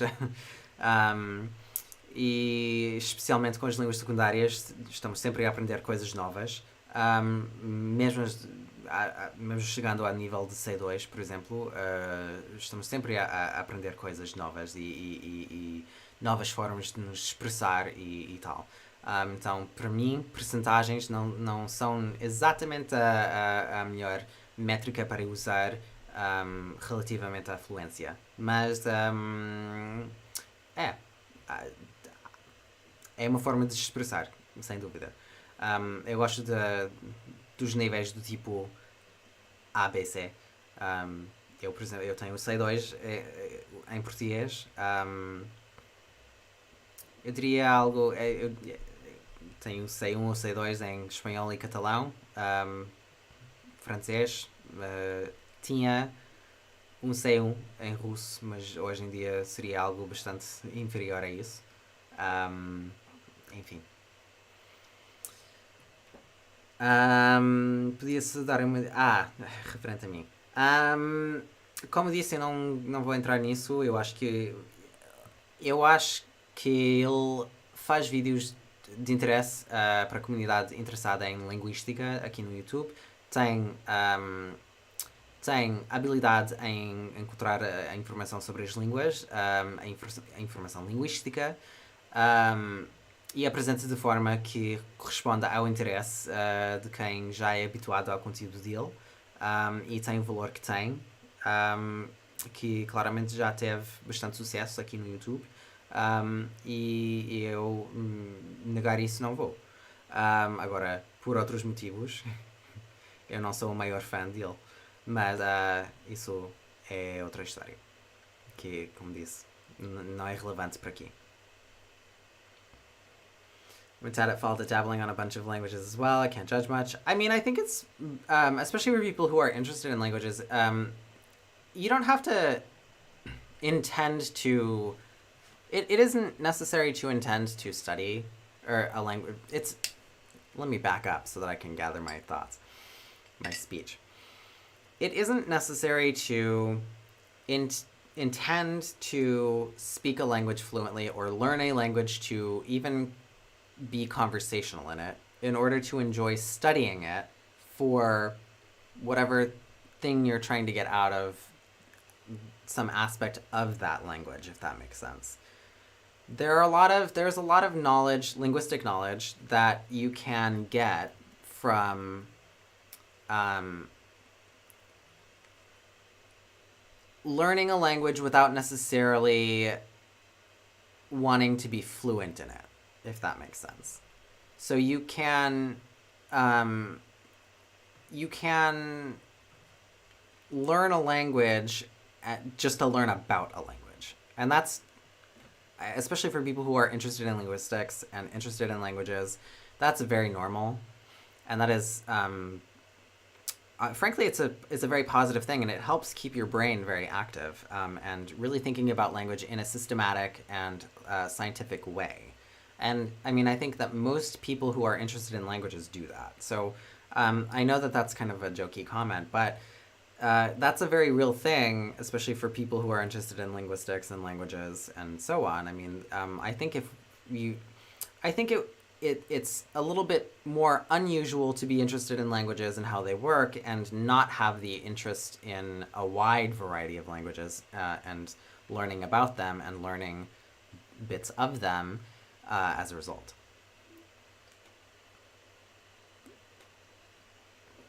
I study German and Dutch, not because I want to speak German and Dutch fluently or even have a conversation in German and Dutch, or even necessarily understand German and Dutch especially well, but because they're Germanic languages, and I have always found Germanic language syntax to be very confusing. And so I wanted to demystify that for myself. And what better way than to study those languages and how they work to do so? For example, André Luiz diz que, em parte, tem disso também, de estudar um pouco de tudo. Mas a isso eu respondo tipo, é normal, é normalíssimo para quem tem interesse em línguas e linguística, e até acho bom para quem tem interesse em linguística e línguas, de forma geral, porque essa curiosidade mantém viva e ativa a mente e as habilidades de pensar científica e criticamente relativamente a outras línguas. Não é preciso querer atingir um alto nível de fluência para estudar uma língua, por exemplo. Não precisamos de querer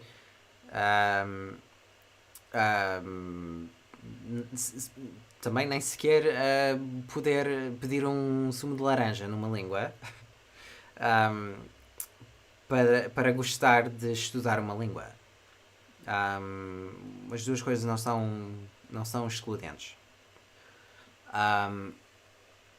Porque as várias línguas do mundo sempre têm alguma coisa nova de interesse ou algum contexto, alguma informação ou algum conceito, digamos assim, que nos pode ensinar alguma coisa. Ou seja, pode-se aprender uma língua por aprender e por manter o espírito de aprender coisas acerca de línguas, ou seja, pormenores de línguas que podem ajudar a perceber conceitos da linguística ou da gramática ou da semântica ou o que quer que seja, mas o estudo de línguas não necessariamente é referente às capacidades de falar as línguas. Eu, por exemplo, estudo alemão e holandês, não porque eu queira falar alemão ou holandês, eu não pretendo atingir nenhum grau de fluência nessas línguas, mas porque são línguas germânicas. Eu sempre achei a sintaxe das línguas germânicas absolutamente estranha e incompreensível. E, portanto, eu queria começar com que línguas melhores do que alemão e holandês para desmistificar um pouco a sintaxe das línguas germânicas e as regras do sítio do verbo, por exemplo, a colocação do verbo numa frase. Isso não quer dizer que eu tenha algum interesse em falar holandês ou alemão. Realmente eu não pretendo ter conversas ou sequer ter alto nível de compreensão em holandês ou alemão, mas eu continuo a aprender essas línguas de forma casual, sim, também. Mesmo assim. Sim, é exatamente isso, Cintia Oliveira. É estudar como uma língua funciona e não de facto falar a língua de forma geral. É saber como funciona essa língua por curiosidade linguística. É uma forma de manter a mente de cientista da língua viva. Porque a linguística em si é a ciência da língua. A linguística é o estudo de como funcionam as línguas. Isso pode ficar no teórico, claramente. Podemos ficar no hipotético, no teórico, nos textos universitários e tal, nos estudos académicos, mas também podemos aplicar esses conceitos ao estudo de uma língua para ver o funcionamento real dessa língua por nossa conta e manter esse espírito científico também vivo em aplicação a línguas reais, línguas vivas, de forma como as pessoas realmente comunicam. Mas isso não implica que precisemos de falar essas línguas. Yeah, it's really just about keeping that spirit of being a language scientist of life. I mean, if we really think about it, linguistics is the science of language. Language is one thing. Linguistics is the science of how languages work. And so the idea is that if you study a language for the sake of learning about how it works, what you're doing is you're applying... Oh, wow, listen to that crack in my voice. Need some water. Olá, bem-vindo, Francisco Mota, e obrigado. The idea is that when we're studying a language, just to learn how it works, you can keep linguistics in the theoretical or hypothetical in things like your textbooks or studies, published studies, and that's fine. Understanding those is an important part of linguistics, as is any, the equivalent in any field of study, sure. But studying a language just to learn how it works is something that is a net positive because it's a way of applying linguistics and linguistic understanding in context with languages that are actually used by people in social contexts, and being able to see how real humans actually do that, and to make it more real, make these concepts and ideas more real for us, so that we can kind of synthesize that information for our own selves. So studying a language just for how it works is a very legitimate and valid exercise when it comes to even just our understanding of something linguistically. Por exemplo, teve uma vez que eu tive medo de corrigir o meu professor que a língua que ele dizia estar escrita numa peça de arte eram caracteres indianos que na verdade eram tailandeses. Mas devias ter corrigido, porque realmente é mais vergonhoso para o professor do que a correção que pode ter recebido. Studying, yeah.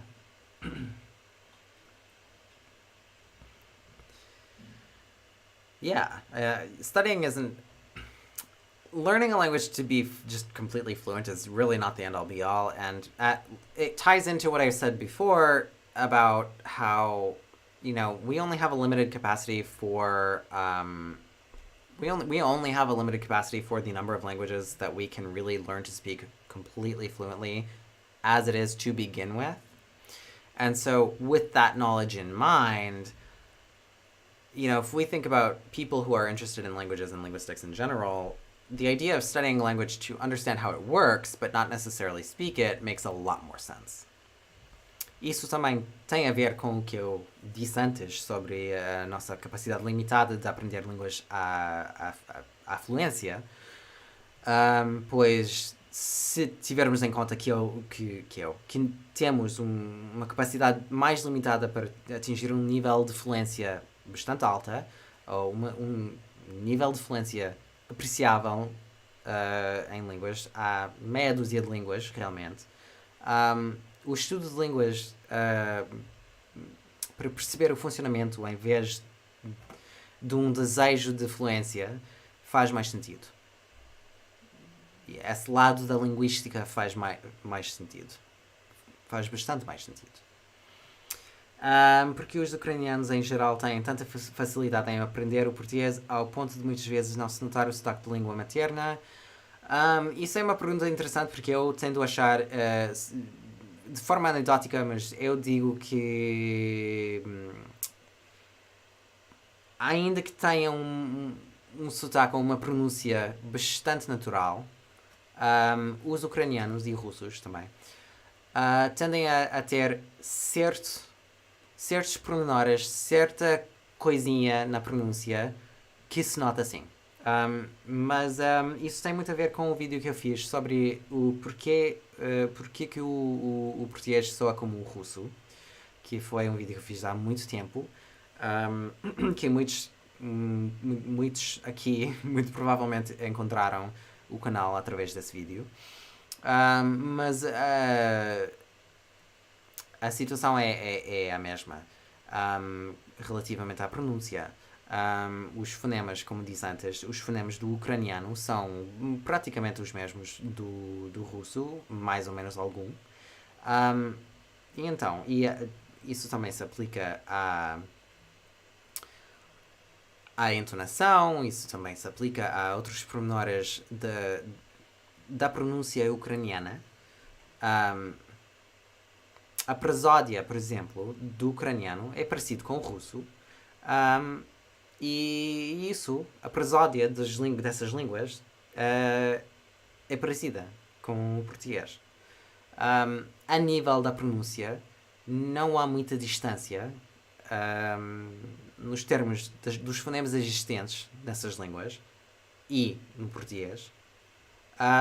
E também, relativamente à facilidade de aprender as línguas, um pouco ajuda que os ucranianos já falam normalmente, pelo menos o russo, que é outra língua. E muitas vezes falam mais ou menos bem o inglês. Ou seja, já sabemos que quando falamos uma língua já bem, outra língua bem, quando já somos multilingües, torna-se mais fácil ainda de falar outras línguas, de estudar outras línguas e apanhar o jeito de outras línguas. Ou seja, os ucranianos que vão para Portugal morar têm mais facilidade com a língua portuguesa, ou porque vão cedo e são jovens, e jovens têm mais facilidade também, ou porque já falam outras línguas e têm mais facilidade por causa disso, ou por necessidade. Eu diria que estes três fatores são os mais prováveis a explicar isso. E a pronúncia também é facilitada por causa da semelhança entre os fonemas existentes no ucraniano e no português. E o alto grau de paralelismo entre eles, digamos assim. Contrariamente à maioria dos ingleses, em que se nota o sotaque do inglês por detrás, pois então, é exatamente isso. Relativamente à pronúncia, o que acontece é que o inglês é mais distante, foneticamente falando, do português, e da prosódia portuguesa e da aparência e frequência de certos sons. Isso eu explico em um pouco mais de detalhe no meu vídeo de há muito tempo. Mas é assim, de regra geral, é assim. Veja que a cada live o português melhora cada vez mais. Eu, em geral. Eu aprecio o sentimento, eu considero o meu português basicamente o mesmo cada vez, mas às vezes eu sou mais ou menos cansado, fico mais ou menos cansado. Às vezes eu falo mais inglês antes da live e fico um pouco mais atrapalhado. Há muitos fatores quanto a isso.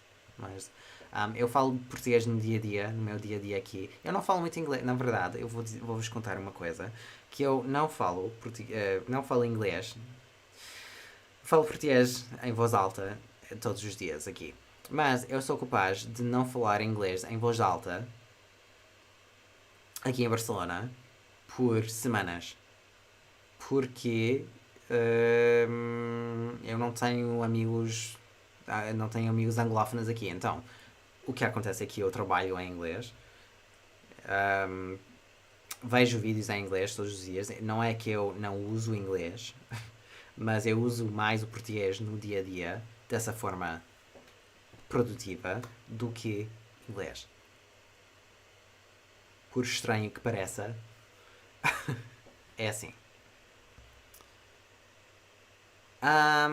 Graça asked why Ukrainians in general have a much easier time learning Portuguese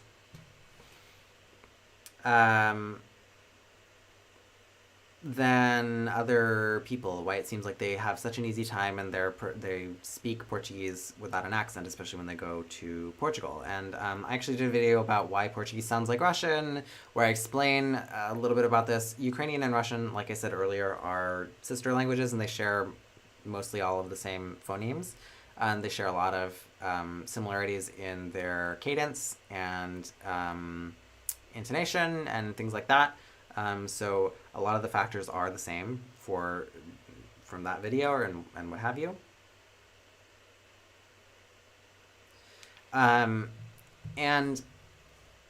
But to boil it down in general, what I would say is that what happens is that first of all, I think that and this is anecdotally from the Ukrainians that I know in Portugal who do speak very good Portuguese. Eu ia comentar e eu perdi a linha, mas eu conheço muitos ucranianos em Lisboa, por exemplo. Muitos. E falam muito bem português, claramente, mas eu sempre noto alguma coisa de sotaque, ainda que leve, mas noto o sotaque. Pode ser porque eu tenho ouvido para distinguir esses pormenores, mas enfim. Anyway, the Ukrainians that I know in Portugal have a very good accent, but I would say that the Ukrainians that I tend to know in Portugal tend to have an accent in Portuguese, especially if they move to Portugal as young adults or older. But the thing is that the cadence of Slavic languages like Russian and Ukrainian is very similar to the cadence of European Portuguese. So the flow and the rhythm, the ups and downs, and the speed of the words and what have you. I think that too much is made of stress time versus syllable time, because that is not the end-all be-all of prosody. The term in linguistics for the flow of a language, what I'm talking about right now, is prosody. And the timing of a language is only one part of that. Things like intonation and other things are just as important, if not more important, than whether a language is stress-timed or syllable-timed. And in linguistics, stress-time versus syllable-time is not as meaningful of a distinction as channels like LangFocus would have you believe. But that's neither here nor there. Anyway, so the prosody of Ukrainian and Russian is fairly similar to the prosody of European Portuguese. And this is one of the reasons why Ukrainians and Russians in general have an easy time picking up the pronunciation of European Portuguese. And they tend to do so better than other people, like Grasa pointed out. British people and Americans, people who speak English as their native language, tend to have a harder time with that because the phonemes that exist in English are, they differ more from Portuguese than the ones in Ukrainian might from European Portuguese. And it also plays into prosody. The prosody of English is more different to Portuguese than the prosody of Ukrainian is to Portuguese. And I go into more detail in my video about why Russian sounds like why Portuguese sounds like Russian, rather, on my channel from a long time ago. Actually, that video, it's a very old video, but a lot of you probably did find my channel from that video. It's one of my bigger videos on the channel. So, if you haven't seen it, then I recommend you watch it. But, that aside, you probably have seen it, and it's an older video. It is an older video on my channel, but that's the main reason why they would appear to. But there are three main reasons why I would say that Ukrainians seem to have an especially easier time learning Portuguese.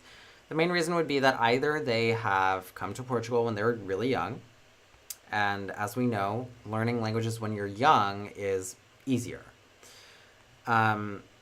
Sophie Kroll, does European Portuguese have a different prosody to Brazilian Portuguese? Yes, it absolutely is. The prosody of European Portuguese is very, very different to the various accents in Brazil. I would the various accents in Brazil have greater differences in prosody in general than many of the different accents in English have to one another when compared to European Portuguese, if that makes sense. So European Portuguese is very distant from Brazilian Portuguese in those terms, by and large, in all of the various regions of Brazil. Because it's also, we have to take into account that Brazilian Portuguese is a lot of different pronunciations and accents and dialects, and not just one thing. Okay, so what I was saying. So, Ukrainian children. We know children learn languages much easier. Or they already speak other languages. Ukrainians tend to speak at least Russian. Ukrainians tend to speak at least Russian, if not some English, however well they do. So we know that people who are already multilingual tend to have a greater ease with which they learn languages. So they're already multilingual. Or out of sheer necessity, they go to Portugal and they have to, they're immigrants. They've moved to the country to live their lives and stay there permanently. And so they have to speak Portuguese. Those are the three main reasons that I would say that they seem to have quite such an ease with which they learn languages, or European Portuguese specifically in this case. Because it is true that people from the east of Europe seem to tend to have the easiest of time in terms of learning European Portuguese, but part of that is because that's the greatest representation of immigrants that we have in the country as well. There are, outside of Ukrainians, the next largest group of immigrants in the country are Romanians and Moldovans. If you put Romanians and Moldovans together, there are just about as many of them, if not more so, than there are Ukrainians in the country. So, and they are, neighboring countries to Ukraine. And they speak Romanian, which is a language that is a Romance language. It's a Romance language, but it is the sort of the odd one out in terms of the Romance languages. And it's got a lot of influence from Slavic languages as well. So, similar situation.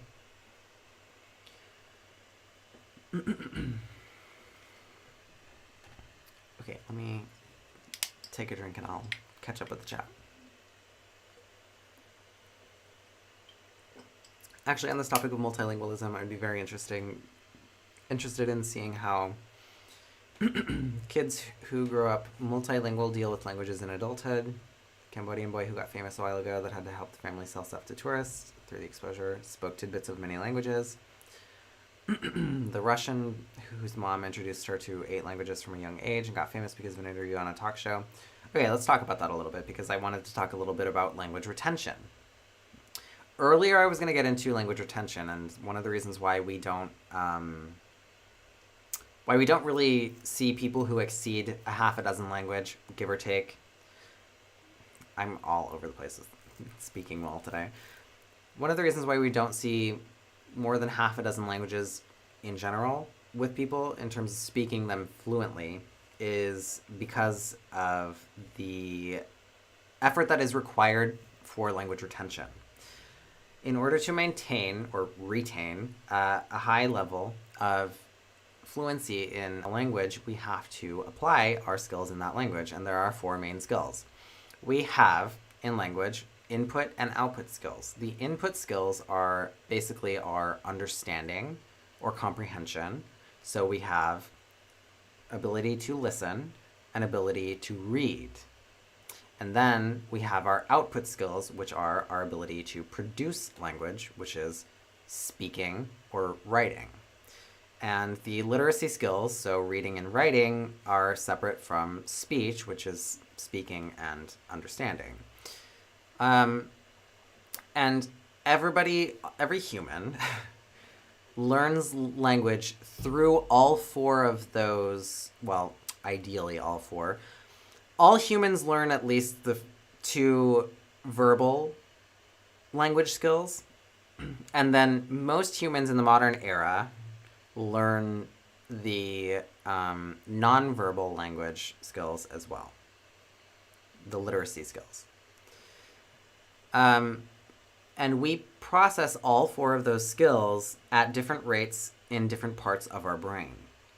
So when we're talking on a linguistic level, language retention, when we reach a level in a language retention has to do with how much we are using all of those skills and maintaining the connections in our brain. So when we are talking and using language, just as when we're doing anything in our life, what is going on in our brain is that we have synapses firing and neurons moving around, whatever. Our brain is basically like a little circuit board where electricity is moving around different zones and causing us to think and to move our body and see and experience and feel and learn things. And so each of those skills, it triggers a reaction in our brain in slightly different areas. And so we have to train those skills in those different areas. And every person's ability to do so is different for every single one of those skills.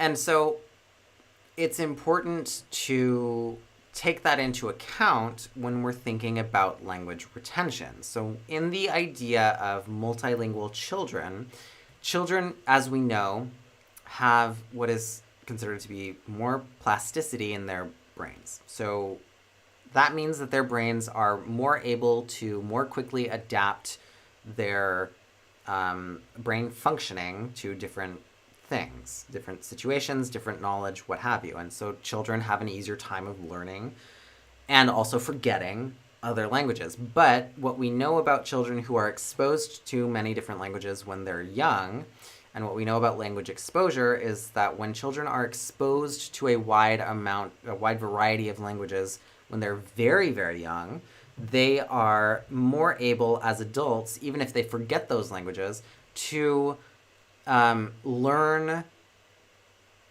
things like the pronunciation of those languages, or they will have a greater sort of intuitive sense for those languages when they're learning them as adults. Now, those same people could also not be very good at languages, and so they still struggle with it. But the thing that has been studied is that young children who were exposed to a language, whether or not they continue to speak it, generally have a greater ease at learning it later than somebody who was not. And that's true regardless of the media sensation. That's true, you know, that's true for all. It doesn't matter how many languages the child was exposed to, you know, whether that can express itself has everything to do with whether that person as an adult or later or as an adolescent or as an adult or what have you goes on to then be exposed to and use or try to learn those other languages later on. And that effect is well studied and well documented. But it has the same human limits. It doesn't mean that these children are robots and that they're sponges. Everybody has different capacities to learn different languages, and so that's also, even in the case of children who are exposed to lots of languages when they're young, that still applies. So whether or not they actually learn those languages later on to fluency or not will depend on their individual circumstances. But what we know scientifically is that those children will have some level, because our brains have the ability to sort of store that information, to store those like little that firing in your brain, the little electric currents in your brain. What we know is that memory still persists even later on, and so it makes those kids able to more easily hear the difference in sounds and more with greater ease reproduce the sounds of a language, for example, or have a sort of an intuitive understanding of grammar or what have you, or things like grammatical gender or other things related to grammar and syntax and vocabulary. But that's also always, obviously, naturally going to be dependent on that person's inherent ability with languages as a whole. Vou traduzir isso tudo a português, mas eu vou ver o chat aqui rapidinho primeiro. Graça Silva, sabe se o Tratado de Alcaniz entregou terras aos espanhóis exatamente onde há pouco tempo se falava chalimego, ou o chalimego é falado nas áreas onde viviam os lusitanos do lado espanhol e não tem nada a ver com o Tratado de Alcaniz. Na Ucrânia, isto está preocupadíssima com ela, claro, e muito triste. Conheço casos dessas, a ucraniana Condessa Anasta. Tem um canal com o seu nome, fala muito bem o português, contudo mantém um ligeiro sotaque, sim. Isso é bastante comum. Ok, para traduzir tudo isso a português, eu queria falar um pouco sobre a retenção linguística, que é um tema bastante interessante, na verdade, e bastante bem estudado no mundo da linguística. Isso é algo relevante à conversa sobre o porquê de atingirmos só tipo meia dúzia de línguas que falamos de forma fluente. Isso tem a ver com a nossa capacidade de retenção linguística. Retenção linguística... Assim, eu já me apercebi, mas bem-vindo Paulo Vermelho. Bem-vindo à live. Por falar nisso, isso é relevante a essa questão levantada antes nesta live, sobre isso da meia dúzia de línguas que conseguimos falar de forma geral com fluência.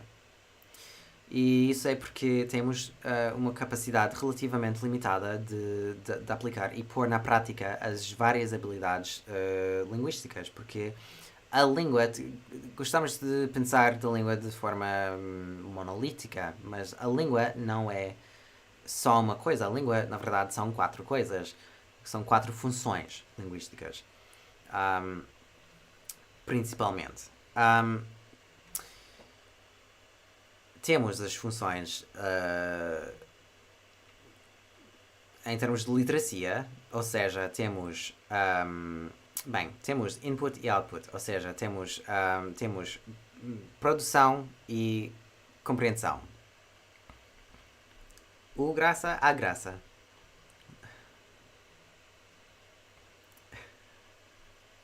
A graça. Eu acho que estás confundido, Paulo. Graça é nome feminino.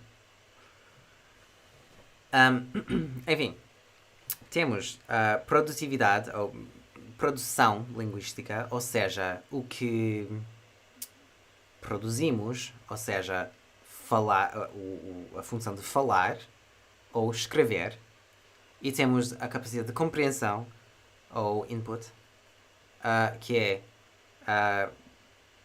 de compreender oralmente ou ler. E isso são quatro coisas, quatro funções linguísticas que se desenvolvem de forma diferente, separadamente, no nosso cérebro. O nosso cérebro funciona como basicamente um grande, uma grande central de circuitos. E é a eletricidade que passa por várias zonas do nosso cérebro que faz com que possamos desenvolver funções do nosso ser humano, ou seja, de falar, de pensar, de mover o nosso corpo, etc. São sempre sinapses que estão com eletricidade que passa por nosso cérebro. E essas funções linguísticas, essas quatro funções linguísticas, todos os seres humanos têm as funções orais, em termos as funções linguísticas orais. Ou seja, mal existe uma pessoa no mundo que no mínimo não fala e percebe uma língua. Isso seria bastante difícil. Mas já sabemos que a literacia é outra questão. Hoje em dia, no mundo moderno, cada vez atingimos mais literacia, e a literacia é a norma, é o padrão no mundo. E a grande maioria de pessoas no mundo já também tem as funções de literacia na língua, também, dessas quatro. Mas todas essas funções no cérebro são relegadas a diferentes zonas do nosso cérebro e são desenvolvidos no nosso cérebro de forma diferente, de maneira diferente, em zonas diferentes, e cada pessoa tem uma capacidade diferente da velocidade com que aprende uma dessas funções e com que exerce essa função linguística. E para manter a fluência, ou seja, a retenção linguística, é importante ter em mente que precisamos de pôr na prática todas essas funções à medida que temos.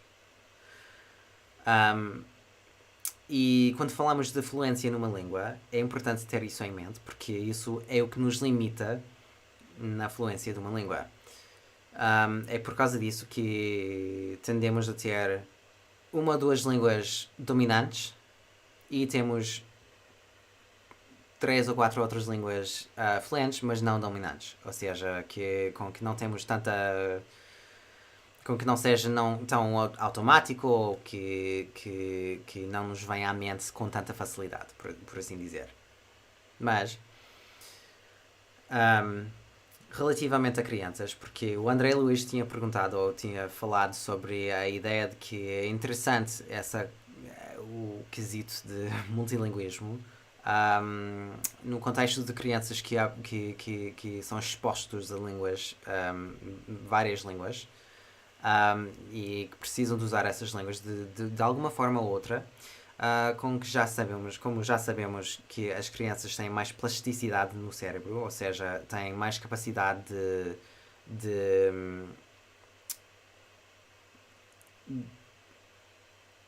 as crianças têm mais capacidade de fazer um ajuste ou de recalcular na mente, no cérebro, e adaptar-se a diferentes situações linguísticas e de qualquer outra maneira.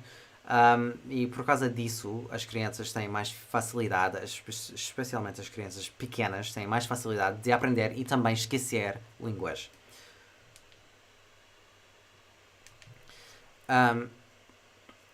Graças a isso, há casos de crianças, como salientou o André, que aparecem nas notícias ou em filmes ou nas redes sociais ou onde quer que seja, que dominam várias línguas ou parecem ter grande fluência em várias línguas ou coisas assim, do género.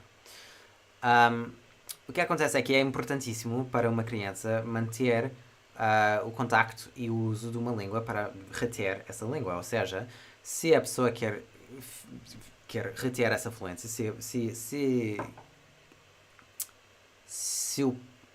o responsável dessa criança, pai, o tio, o avô, etc., qualquer parente ou adulto responsável, quiser que essa criança continue a falar essa língua enquanto adulto e que tenha essa capacidade de falar essa língua enquanto adulto, é absolutamente preciso que essa criança mantenha esse contacto com a língua e o uso dessa língua, porque senão vai deixar de falar essa língua, vai esquecer a língua. Por causa disso, porque precisa reforçar essas conexões no cérebro. E isso torna-se cada vez mais importante enquanto adultos, quando queremos aprender uma língua. E quando aprendemos uma língua do zero, enquanto adultos, isso é cada vez mais importante, porque a plasticidade no nosso cérebro vai diminuindo até certo ponto, algures por 25, 26 anos, quando somos adultos maduros, fisiologicamente. Enfim, o que acontece é que há um fenómeno na linguística bem estudado de crianças expostos a línguas, a diferentes línguas, a múltiplas línguas, que, por exemplo, podem ter ou sido expostos a uma língua sem aprender essa língua, ou mesmo ter aprendido essa língua e posteriormente ter esquecido essa língua, que depois, enquanto adultos, quando voltam a estudar essa língua, têm mais facilidade por causa dessa exposição a essa língua previamente enquanto criança. Isso é graças às conexões no cérebro que existem, porque o nosso cérebro tem certa memória para essas conexões nas zonas que são ativadas quando falamos. E então, uma pessoa, dentro das suas capacidades naturais com línguas, porque cada pessoa tem capacidade diferente de aprender uma língua ou com a língua de forma geral. Há pessoas que são muito mais dadas a aprender línguas do que outras. Isso é um facto da vida. E isso, com crianças expostas a outras línguas, múltiplas línguas, não deixa de ser verdade. Mas, tendo isso em conta, estas crianças, mesmo assim, vão ter mais facilidade com a pronúncia, com pormenores da gramática, a intuição com as línguas. Essas crianças vão ter mais facilidades com alguns aspectos da aprendizagem da língua enquanto adulto, mesmo tendo esquecido a língua enquanto criança. Então, é uma situação curiosa, mas é bem estudada e bem verificada que pessoas expostas a línguas, e especialmente crianças que aprendem línguas a certo nível de fluência, que depois esquecem essas línguas, retêm certas facilidades com a língua. E isso tem a ver com a experiência adulta também de reter as línguas, porque pôr na prática uma língua e manter a fluência numa língua, geralmente o que acontece é que quando atingirmos um certo grau de fluência numa língua, dificilmente esquecemos essa língua por completo. É difícil esquecer uma língua por completo quando já atingirmos um alto grau de fluência nessa língua.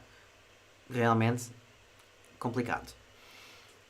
Isso é graças às conexões mais fortes no nosso cérebro e essa capacidade de memória das conexões no nosso cérebro que são ativadas com um treino constante de uma língua até o ponto de fluência nessa língua.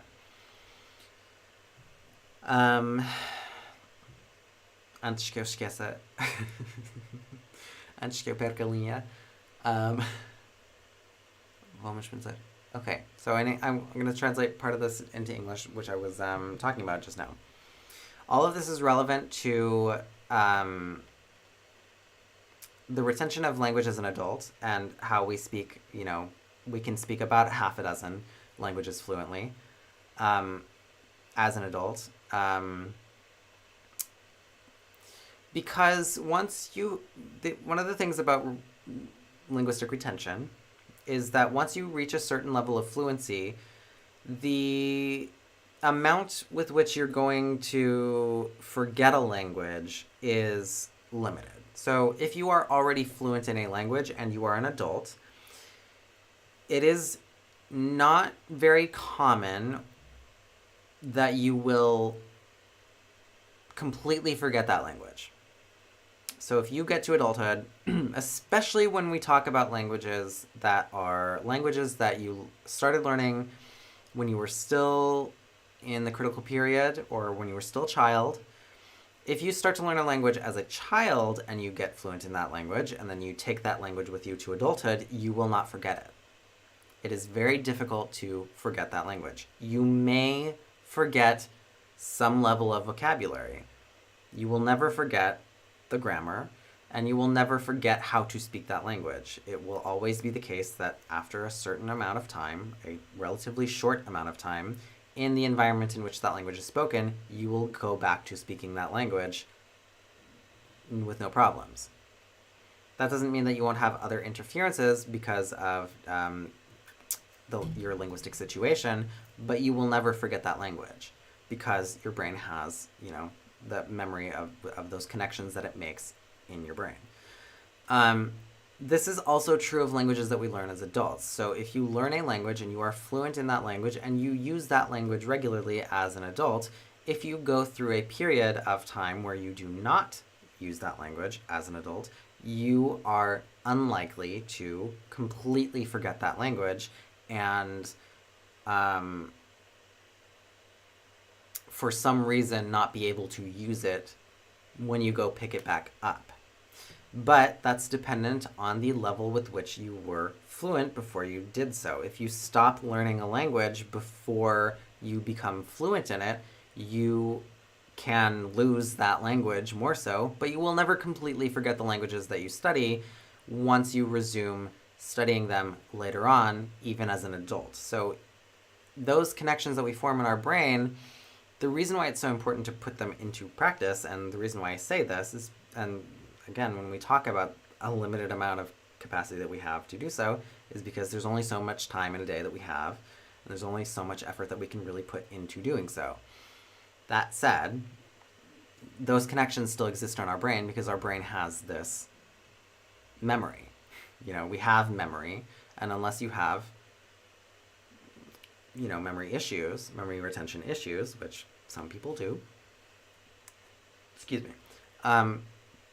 unless you have memory retention issues, which some people do, your brain will physiologically, your brain will remember that language. Now, again, to what extent and whether or not you will retain fluency and a genuine ability to speak that language depends on how fluent you already were, and your natural ability with languages as well. So that's a fun thing to talk about with regards to language learning. And this is why we're always practicing our languages. This is why I always emphasize that when somebody is learning a language, there's no end goal. As frustrating as that seems, there's no point at which you don't get to a point where you're fluent and then that's it. Which is what I was sort of talking about earlier with the question that Cynthia had said, or a comment that Cynthia had mentioned in terms of speaking something at a percentage. I don't like to treat languages like percentages because you're always learning and you're always using the language. And so that fluency is always being tested and you're always responding to different necessities linguistically that keep the brain active that keep the brain active. And that is something that applies to all four different skills, all four different major general skills that we have in language. Wow, that was a lot of talking.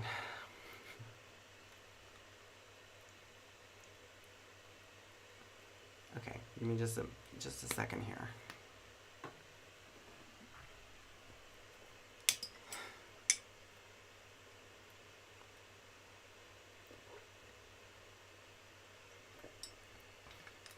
Então, por falar na retenção das línguas, mesmo de adulto, há certas coisas a salientar. Por exemplo, alguém que aprende uma língua, alguém que atinge um grau de fluência enquanto criança, temos um período crítico da aquisição de língua,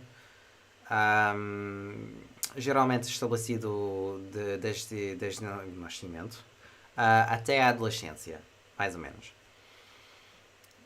Se alguém aprender uma língua nesse período e continua a falar essa língua até ser adulto, maduro, essa pessoa não vai esquecer essa língua. É praticamente impossível esquecer por completo essa língua.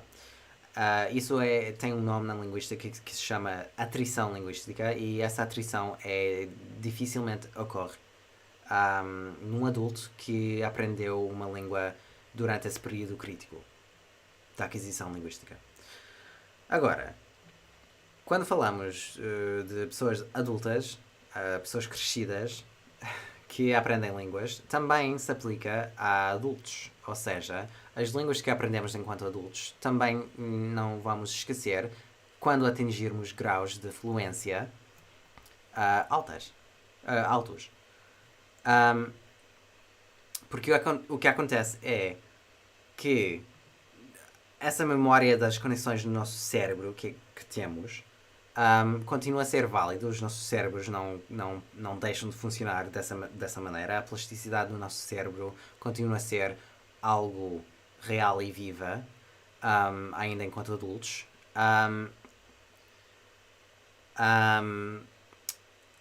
Então, temos sempre alguma memória no cérebro das conexões que já fizemos relativamente à utilização da língua, ou seja, as habilidades que temos, as habilidades linguísticas que temos e o nível de aprendizagem que temos numa língua e o nível o nível de fluência que temos numa língua. Quanto mais alto for o nível, menos probabilidade que temos de esquecer por completo uma língua, e mais probabilidade temos de lembrar bem e continuar a ser expressivo e fluente nessa língua, mesmo com grandes períodos inativos nessa língua. Mesmo enquanto adultos, é assim. E é por causa disso que é tão importante pôr na prática, praticar essas línguas. E isso tem a ver com o que eu disse antes sobre a necessidade de treinar as línguas e realmente treinar essas habilidades, porque respondemos sempre a diferentes necessidades linguísticas, sempre, de comunicação, porque no fundo a língua é comunicação e sempre estamos a responder a diferentes necessidades de comunicação, e só temos tantas horas no dia para fazer isso, e então a nossa capacidade entre línguas é limitada. Tudo se relaciona assim. Pode alterar o sotaque. Agora, a pronúncia. O que acontece com a pronúncia? Um adulto é capaz de chegar a um nível. Um adulto é capaz de chegar a um nível alto. A um nível quase imperceptível de pronúncia, de outra pronúncia, seja na língua materna, seja noutra língua, mas se for depois desse período crítico da aquisição linguística, é improvável que deixe de ter algum resquício de sotaque. Isso é o que acontece com a plasticidade do nosso cérebro, ou seja, começam a limitar-se mais. Começa a limitar-se mais o inventário linguístico de fonemas que temos, tanto na capacidade de ouvir e perceber, quanto a nossa capacidade de reproduzir. Agora, não é impossível um adulto chegar a imitar uma pronúncia diferente da natural,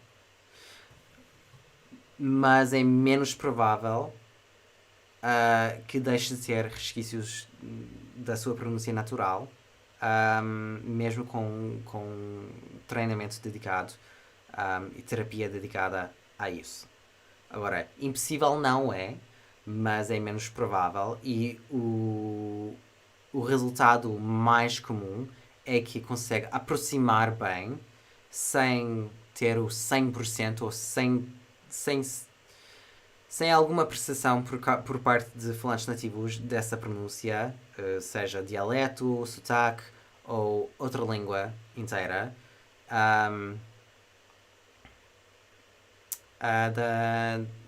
da fala, dessa adaptação à nova pronúncia. Mas alterar o sotaque também começa a entrar em certos outros pormenores linguísticos também. O sotaque na língua materna, por exemplo, pode alterar-se sem grande esforço sempre que for dentro do mesmo idioma, quando não se trata da aprendizagem de fonemas novos, sons diferentes alheios à língua materna, por exemplo. E é muito frequente quando alguém, mesmo adulto, se muda, por exemplo, para outra região, que essa pessoa começa a falar com pormenores dessa outra região, da pronúncia local pertencente a essa região.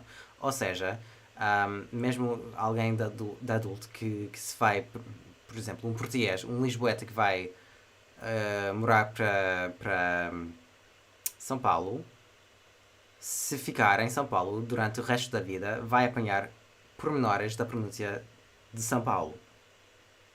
E isso é completamente natural, e essa assimilação da pronúncia dentro da mesma língua é algo também bem estudado e normal. E isso acontece muito em inglês, e isto acontece em qualquer língua, mas é bastante evidente em inglês.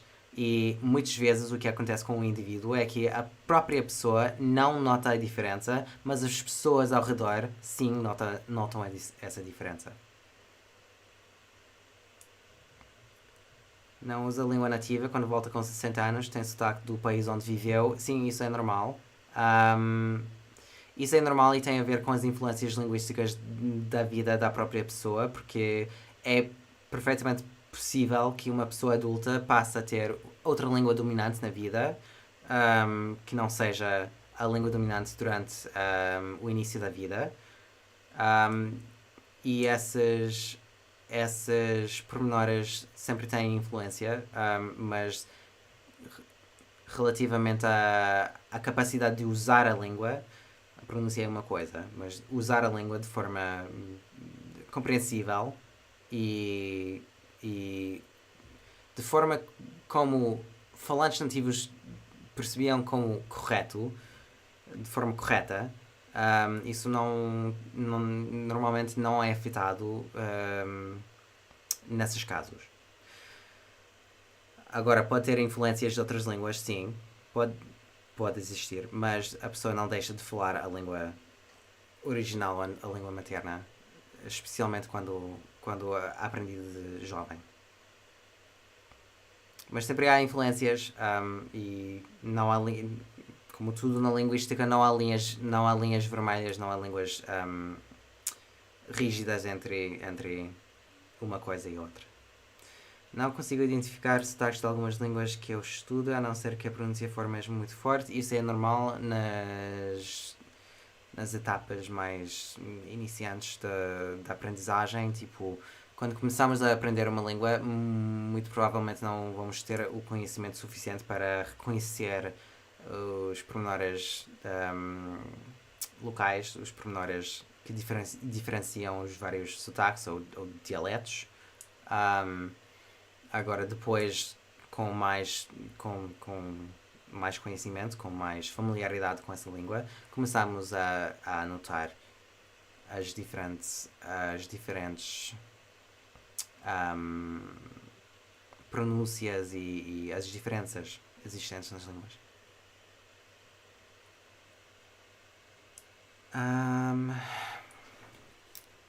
Let me,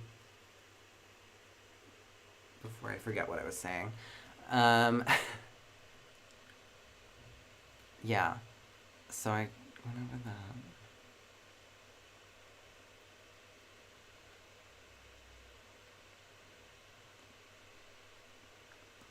Yeah, okay, I'm just gonna start speaking in English and translate what I have got. But anyway, something. So talking about, we can talk about because Pau Vermelho, that username still just slays me. Mentioned something about being able to change your your pronunciation or your accent. Now that is something that accents are, as adults, very difficult to. So your native, basically, we have what's called the critical period of acquisition of language acquisition, which, generally speaking, is from birth to puberty. Now, this period is when the brain has the greatest level of plasticity in terms of recognizing and being able to replicate phonemes or sounds in a language. And so people who learn a language as a child will be able to use all of the different sounds of that language with a native level of ease. And so they won't have a marked foreign accent in whatever language that they're learning because their brains simply just work in such a way that they can assimilate those sounds and recognize them and reproduce them. That being said, when you get past that critical period, generally speaking, in linguistics, what is generally sort of understood to be true is that the further past that period you get, the less likely somebody is able to overcome their limitations with regard to how fixed they are in the pronunciation of their native or dominant language. So the languages that you're exposed to and that you speak dominantly are very important for your ability to pronounce other languages as an adult. It is not impossible for an adult to learn a language and learn to pronounce a language or learn another accent even in their own language or in within languages to a very convincing level, but and even in some cases sort of imperceptibly, fluidly and native sounding. But it's very rare that somebody as an adult learns a language and doesn't have a foreign accent to some extent or have noticeably identifiable traces of their native language's accent because of the brain's reduced ability to replicate sounds that are not common to the languages, the language or languages that are dominant in their lives prior to becoming an adult. This is sort of a physiological function of the brain. This is that plasticity that I was talking about earlier. And this is well documented. I don't want to toot my own horn, but my own Portuguese is a very good example of that. I sound pretty good in Portuguese, but I do still have an accent. And I always will, because I learned Portuguese when I was 19 and on. And there are a lot of people who learned languages very fluently as adults. And, just because you're an adult doesn't mean you can't learn a language fluently. You certainly can, and you can learn very good pronunciation. But it is significantly less likely that you will learn a native-like pronunciation that is perceived as such by native speakers as an adult. It's just significantly less likely, and the overwhelming majority of outcomes that we observe in real human people is that they do not shed their native accent, regardless of how good their accent is in the secondary language that they're speaking. which is all a fancy way of saying that pronunciation itself is kind of its own area of within within language and within linguistics. And within a language, it is very well documented that we can have different areas. You know, you can have different you can have different accents. Sorry, still a little out of it, but anyway, you can have different accents within the same language, and so a person speaking just the same language, just their dominant language or their native language, can, as an adult, move to an area that has a different accent, and they will be influenced in their speech by that local accent, the longer they are living in that area and interacting with people who speak in that accent. And usually what happens is that change in their speech happens in a way that they themselves do not perceive, but others around them do perceive. And so, you know, it's like something, the example that I gave in Portuguese is, for example, if you have somebody who is from Lisbon and they move to São Paulo, and they, you know, when they're 20 or 30, and they spend the rest of their life in São Paulo, their accent will change and adjust to speaking with people in São Paulo, and they will take on characteristics of a São Paulo accent over time in a way that they themselves may not even notice. This is something that in English is also very well documented. This happens in all languages. But in English, this is something that we document very well. Lots of Americans who go to the UK sound kind of funny in English because they start to have a bit of a British cadence in their speech, or they pick up on British accents. And that's a very normal thing. That's exceedingly normal. And it's not entirely related to language learning and language acquisition because it's within the native language and it's within the sort of range of phonemes that we're exposed to within the same language. You know, and in the case of an accent that has dramatically different phonemes, oftentimes they will, you know, you as an adult will not pick up on the very, very different phonemes, but your accent might still shift in different ways within the range of the phonemes that are native to you that you have been exposed to previously, if that makes sense. So pronunciation is very interesting, though. Pronunciation is something that is very, very interesting and is very, it ties in very well to language acquisition. And but it's not the most fundamental thing. There are some people who think that you have to have a really good accent to learn a language, and that it's the most important thing. But really, an accent is not the most important thing to learning a language, and it can never be. An accent is really just sort of it's like style over substance. What matters really is more the actual tools of language. In other words, the words themselves, the grammar that you're using inherently, whether that follows the normative standard or not, and the other tools as opposed to the style in which you're using them, which is like your accent. O que é interessante é que isso afeta a aprendizagem de línguas, mas não é o fator mais importante. Por exemplo, há pessoas que acreditam que o mais importante na aprendizagem de uma língua é o sotaque, é a pronúncia. Mas, na verdade, não podia ser, porque é uma questão de estilo contra substância. Form over function. Temos um estilo, ou a forma superficial, como usamos as ferramentas da língua, e essas ferramentas são tipo os vocábulos, as palavras, a gramática inerente, seja ou não, conforme o padrão,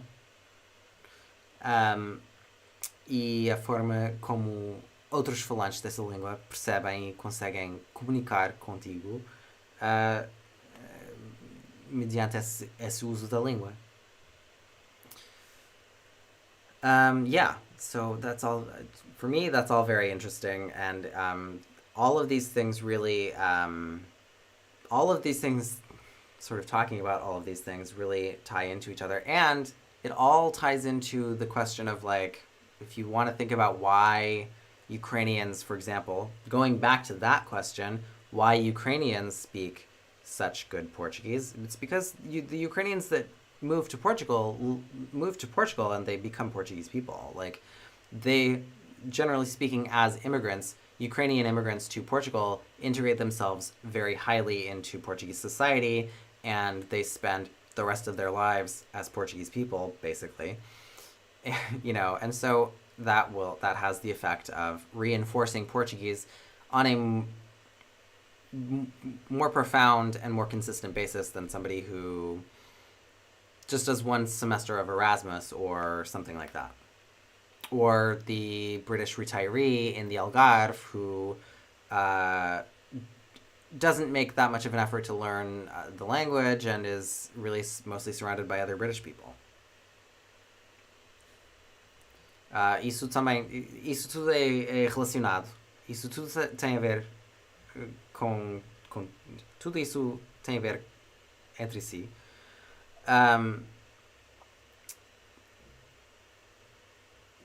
Mas isso tem a ver com a questão de antes, do porquê os ucranianos aprendem com mais facilidade e melhor o português relativamente a outros imigrantes, por exemplo.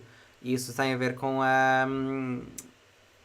o facto dos ucranianos que se mudam para Portugal são imigrantes que têm um alto nível de integração na sociedade portuguesa, são altamente inseridos na sociedade portuguesa, vivem a vida em Portugal como portugueses.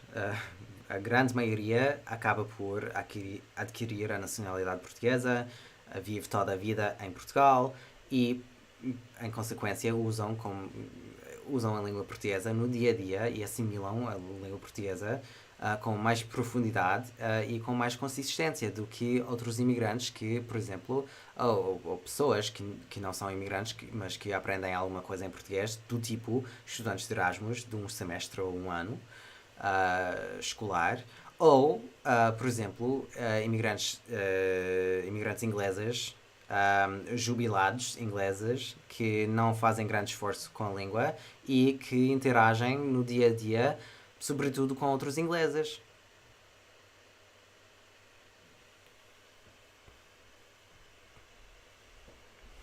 Okay, let's catch up on the chat.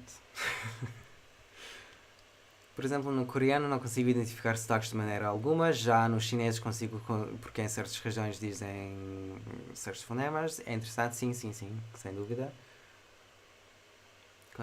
Ok. Parece que se tornou... O que é a graça disso? É normal. Creio que o Tratado de Alcanisas, essa questão foi interessante e eu queria ver a resposta. Creio que o Tratado de Alcanisas serviu para delimitar fronteiras entre Portugal e Castela. As pessoas já falavam galego, português antes e continuaram a fazê-lo. É normal que os descendentes dos lusitanos que ficaram do lado de Castela, por influência do castelhano, tenham vindo a perder o seu modo de falar. Parece que se tornou um dialeto em vias de extinção. No entanto, há pessoas que estão a tentar salvá-lo. Em março próximo vai realizar-se um curso online. Essas pessoas que falam xalimego, acho que é pela Reconquista feita portuguesa, por descendência dos lusitanos, já falavam assim antes da Reconquista, ou seja, anterior à Reconquista, seja um árabe lusitano. Boa pergunta interessante. Eu consigo fazer em português o sotaque do Brasil, de São Paulo e nordestino, de Portugal, de Angola e às vezes de Moçambique. Já em inglês consigo fazer o britânico, o australiano, americano, sul-africano e nigeriano. Realmente não vejo bem as diferenças do sotaque canadiense.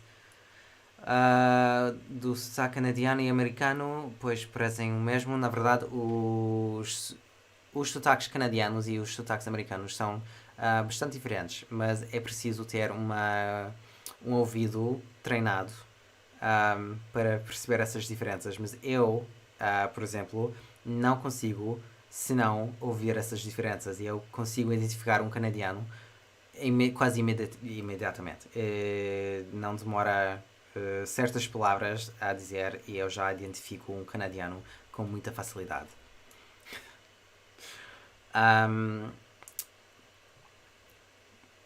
Relativamente à imitação de sotaques, eu acho que as pessoas em geral tendem a sobreestimar a capacidade de fazer uma pronúncia alheia natural, alheia própria, mas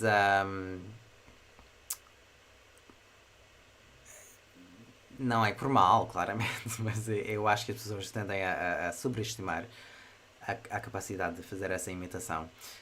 E muitas vezes, portugueses que acreditam fortemente que conseguem falar ao modo brasileiro são péssimos em imitar esses sotaques. E não são conscientes das diferenças entre as pronúncias brasileiras das várias regiões. E para mim é uma vergonha alheia, mas é engraçado ao mesmo tempo. E o mesmo acontece com brasileiros que tentam imitar os sotaques portugueses, mas geralmente os brasileiros não dizem que fazem bem com isso. E é mais brincadeira do que nada. Mas sempre se tratando de brincadeira, mesmo que me cause alguma vergonha alheia, eu acho engraçado.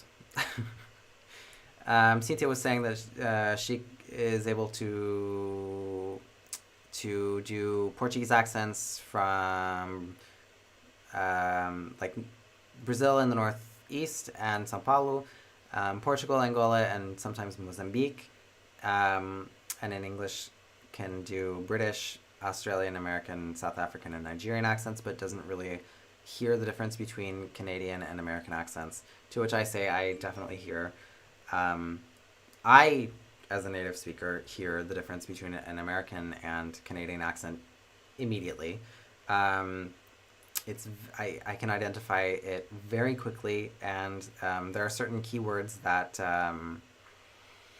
that really give it away, and I have no trouble with identifying Canadians in English. And I especially lately, I feel like I notice a lot of Canadian media, and so I can spot the Canadians a mile away.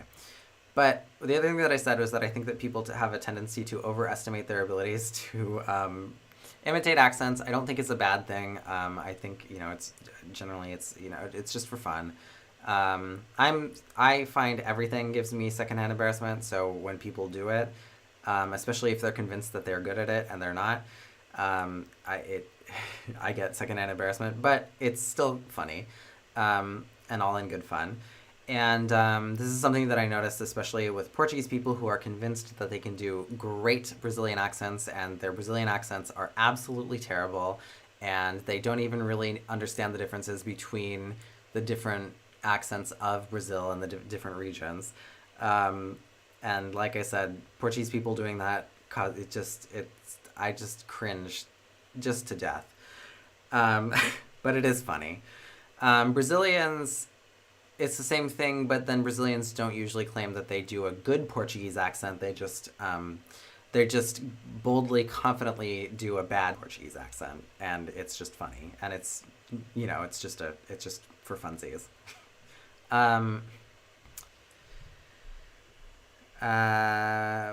Thank you, I appreciate that. I bet you can do a Jamaican also. As long as you can be understood, accent is not as important. Yeah, I agree with that in any language, especially English too. A única coisa que eu sei sobre o sotaque canadiano é o boat. About is about. But they have other things, and I would have a hard time imitating it. But there are just little things that I would have to kind of make a list to really explain to you what is so distinctive about Canadian English. But there are definitely things I can talk about it a little bit more next time if you want. But yeah, there are definitely things. Hello from New York. Hello, welcome, Joe Simiel. I can clearly hear a Canadian accent when I speak Portuguese, Spanish, and English. I can also tell when I'm speaking to Brazilian, just like when I speak to Canadian, very noticeable. I think Brazilian in Portuguese, it's even significantly more identifiable. Canadian English and American English are both North American neighboring countries. A lot of Canadian accents do share a lot of similarities with Northern American accents in the West, especially. Even in the northern parts of the Midwest, those accents have a lot in common with Canadian, accents that are in the bordering regions of Canada.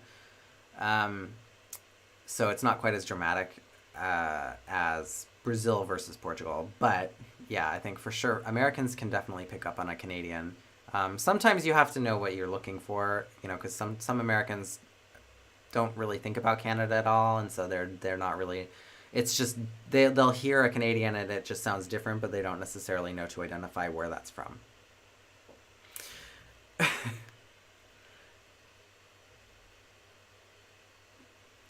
Um, yeah, the Canadian O really gives it away, and there are some other pronunciations that are just a little bit off to an American ear that are not O. But Canadian vowels in general are definitely the thing that give them away. This is in English itself, in just American English itself, usually we can identify pretty readily and easily which region somebody's from. It's a large country. They do drag their O's. I agree with that. And they round their O's a lot more than, in certain contexts, more than we do in the United States. I would say that, like, it's pretty easy to identify regional accents in the United States. It's not as easy to actually imitate them. So when I talk about this in Portuguese and how it's a little cringy when I hear Portuguese people and Brazilians doing that, it's the same thing in English. Americans doing bad accents from other regions is just as cringy to me as I was saying with in Portuguese.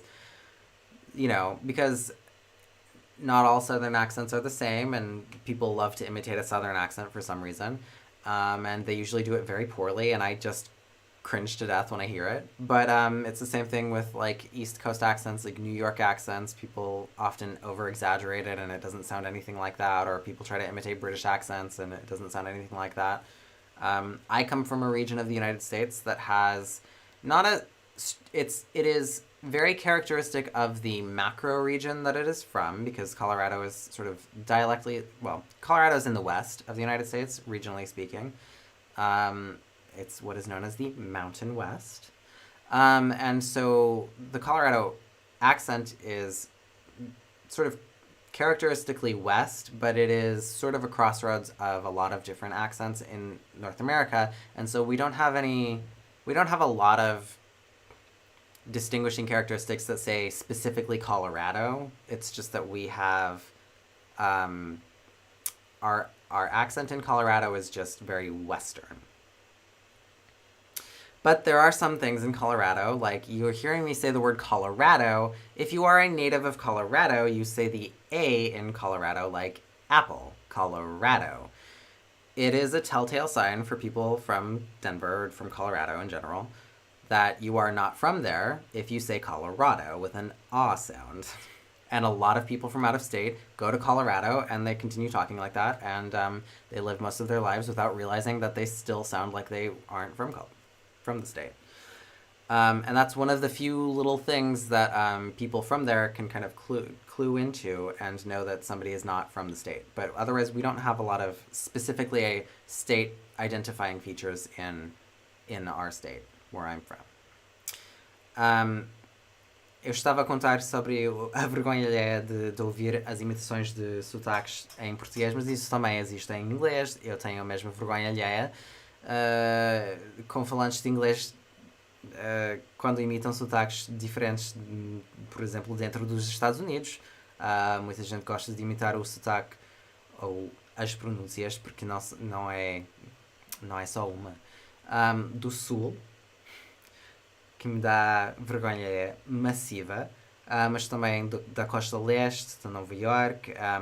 A minha pronúncia, uma curiosidade do inglês, da minha pronúncia, é que o meu estado não tem grandes características que o define enquanto estado com sotaque ou pronúncia própria, mas é identificável pela macro-região. Ou seja, o Colorado faz parte da zona regional dos Estados Unidos, identificável como o Ocidente, o Oeste, numa zona que se chama o Oeste Montanhoso, que faz parte do Oeste dos Estados Unidos, ou seja, por ser uma zona de cruzamento de várias pronúncias e porque há muita gente que vem de fora do Estado a morar, o sotaque do Colorado não tem exatamente grandes características especificamente do Colorado, mas são altamente identificáveis como do Oeste, de forma geral. Nós não temos uma pronúncia que se pareça com o Sul, nem da costa leste, nem do meio Oeste e outras regiões dos Estados Unidos, mas sim o Oeste. Mas com certas diferenças com a Califórnia e Washington e outras partes, mas do Oeste em geral. Mas temos uma palavra que é o próprio nome do estado do Colorado, que dizemos com a vogal da palavra apple em inglês, em vez da palavra father, pronunciamos o A na palavra Colorado como a, Colorado. E é uma das poucas palavras que temos para identificar alguém que nasceu e cresceu no estado e é facilmente identificável como nativo do estado. Fora isso, não temos muitas tendências em termos de uso de palavras que distinguem o estado de outros estados vizinhos, por exemplo. Okay, I think there we are. Ainda aí que sou, a menos que os atores da Globo tenham imitado mal, nesse caso já imito mal. Não esperava isso está caipira ser famoso em Portugal, ator da Globo, nem português fala, é difícil. I sound a bit Californian when I end sentences. I have what is known as vocal fry, which means that my pitch goes down to the very bottom when I end my sentences. I can't really help that. That's something that's just how it's something that people notice and older people get very irritated by in English. But it is something that is extremely common and really the majority pronunciation of people who are younger than 40 in English in the west of the United States, and has spread pretty much through the rest of the United States as well. And has actually spread largely through the English-speaking world. It's not just Americans who have vocal fry. But yeah, I have vocal fry, and that's what that is. And I think, if I recall correctly, it didn't necessarily start in California, but I think it became identifiable with California because of certain archetypes of Californian speech that appeared commonly in media that was then also exported not just nationally in the United States but around the world and became famous. Things that were identified with California because the shows were set in California or what have you. But you see, what have you. I definitely have that as well. It's a very common thing in younger people, but younger people meaning younger than 40, not younger people like, I am not Gen Z, but they have that too. I'm turning 30 this year, so I'm not exactly the youngest person in the room. I'm still a younger person, but I'm not, I'm not a child anymore. So this is not necessarily a new phenomenon, but yeah, it's identified with California largely because of media.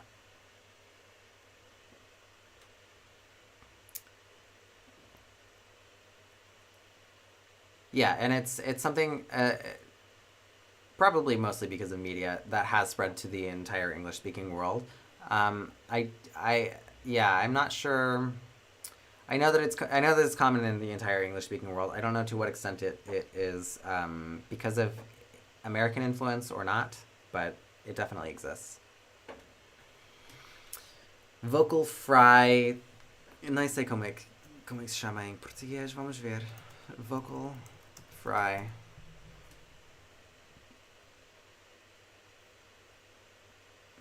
Oh, não tem artigo na Wikipédia. Uh, laringealização é um termo muito, muito técnico para descrever esse fenómeno em inglês. A minha pronúncia pode parecer um pouco com sotaque californiano, por causa disso, dessas baixos, fritada vocal. Ok. O meu sotaque pode parecer um pouco com a pronúncia californiana por causa desse fenómeno de terminar as frases nesse tom muito baixo, assim, quando eu digo you, e o tom vai para baixo, assim, mais forçado, pro fundo da garganta. Mas isso não é necessariamente. Isso não é necessariamente. We're gonna find the translation for this, or maybe not. Oh, there is a term in Portuguese, but I don't remember it. Sorry. There is a term that is used among linguists in Portuguese, but I don't remember it. Eu não me lembro do termo em português para vocal fry, mas existe um termo entre os linguistas lusófonos. Não me lembro. Agora, é identificável com Califórnia por causa dos média, as influências mediáticas, tipo séries e filmes produzidos na Califórnia e com cenário na Califórnia, que foram exportados pelo mundo fora. Não só entre os Estados Unidos, mas também outros países que consumem conteúdos dessa forma. E ficou identificável com Califórnia por causa disso, mas é algo que é comum a todos os Estados Unidos. Além da Janice. Mas, na verdade, é comum a todos os Estados Unidos. E é algo comum entre as gerações com 40 anos e menos. De 40 para baixo, torna-se cada vez mais comum, cada vez mais universal, e a prestação do vocal fry nas gerações mais novas é diferente, é visto de forma diferente como é visto entre as gerações mais antigas, mais envelhecidas, que não gostam particularmente dessa afetação da pronúncia. Agora, dito isso, isso não se limita aos Estados Unidos. O vocal fry existe em todo o âmbito anglófono. Existe na Inglaterra, onde se queixa por influência, onde se queixa de influência americana, e tal.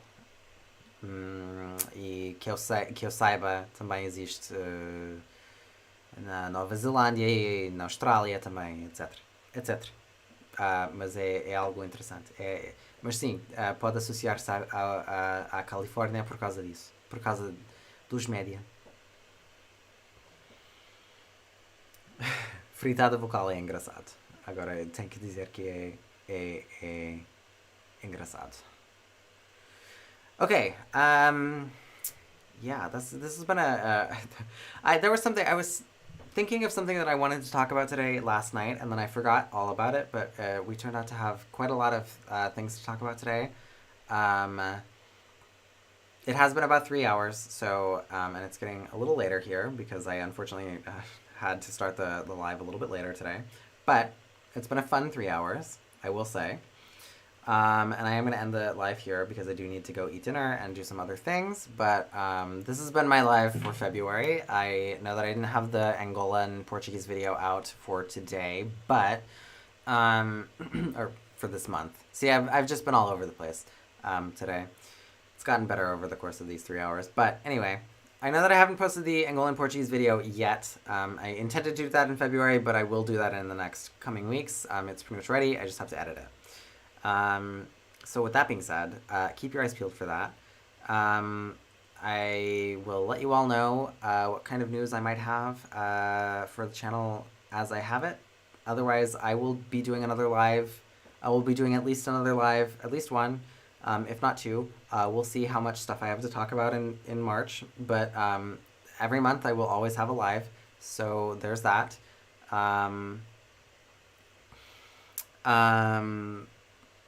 Bombeiros com umas escadas a subir para o andar da vizinha. Oh, é só num andar mesmo. Tomara que não seja grave. Yeah, so that being said, there will be another live in March. If I do one live, it'll be at the end of March. If I do two lives, there will be one in mid-March and one at the end of March. But we'll see. Again, it depends on how much work I have to do in my real life, as well as what kind of things are going on with the channel. I always try to make sure that I have a live to go with the video that I'm doing so that we can talk about the topics of the video a little bit in more detail or other questions that might have come up as a result of it. Because every time I do a video, you know, there's always some detail that pops up and is interesting and has something to talk about. If you have enjoyed the discussion on the live, especially if you are watching this as a video later, I would highly recommend you join the Discord, where you can continue chatting with us about Portuguese, linguistics, culture, and so on. Discord is basically a platform where you can chat with people on servers. We have a server for the channel. The invite link is in the description of all of my videos, as well as directly on my channel. So if you go to YouTube and search for Sasha Portuguese Linguistics, you'll find me. If you go to youtube.com/SashaNKUS, which is the link up there, you will also find my channel. You can find the link there or in the description of the video, of course, like I said. That's where the invite link for the Discord is. If you're new to Discord, send me a message. I will try to help you out with that. But Discord's fun, and the Discord is a fun time. And we would love to have more Portuguese people on the Discord. There are a lot of Brazilians, but we would enjoy to have more European Portuguese perspectives as well on the Discord. So if you're Portuguese watching this and interested in that, please do come join us. Okay, so with that being said, thank you all for joining me. I appreciate it. I'm always grateful to all of you who come and chat. It always makes for a great time, and it always makes things flow. And I find it very valuable to have different perspectives and your questions and see the things that you guys are interested in and what have you. So thank you all very much for coming. E agora em português eu vou dizer que já lá vão 3 horas. Então já começa a ficar tarde aqui, eu vou ter que ir porque eu tenho que comer e fazer umas outras coisas. Not tired of Brazilians. Mas, como sempre, eu fico muito grato pela assistência e participação de todos vocês. Realmente faz com que seja gratificante e engraçado ficar aqui a fazer estas lives. Eu sempre faço estas lives cada mês, eu vou ter uma live.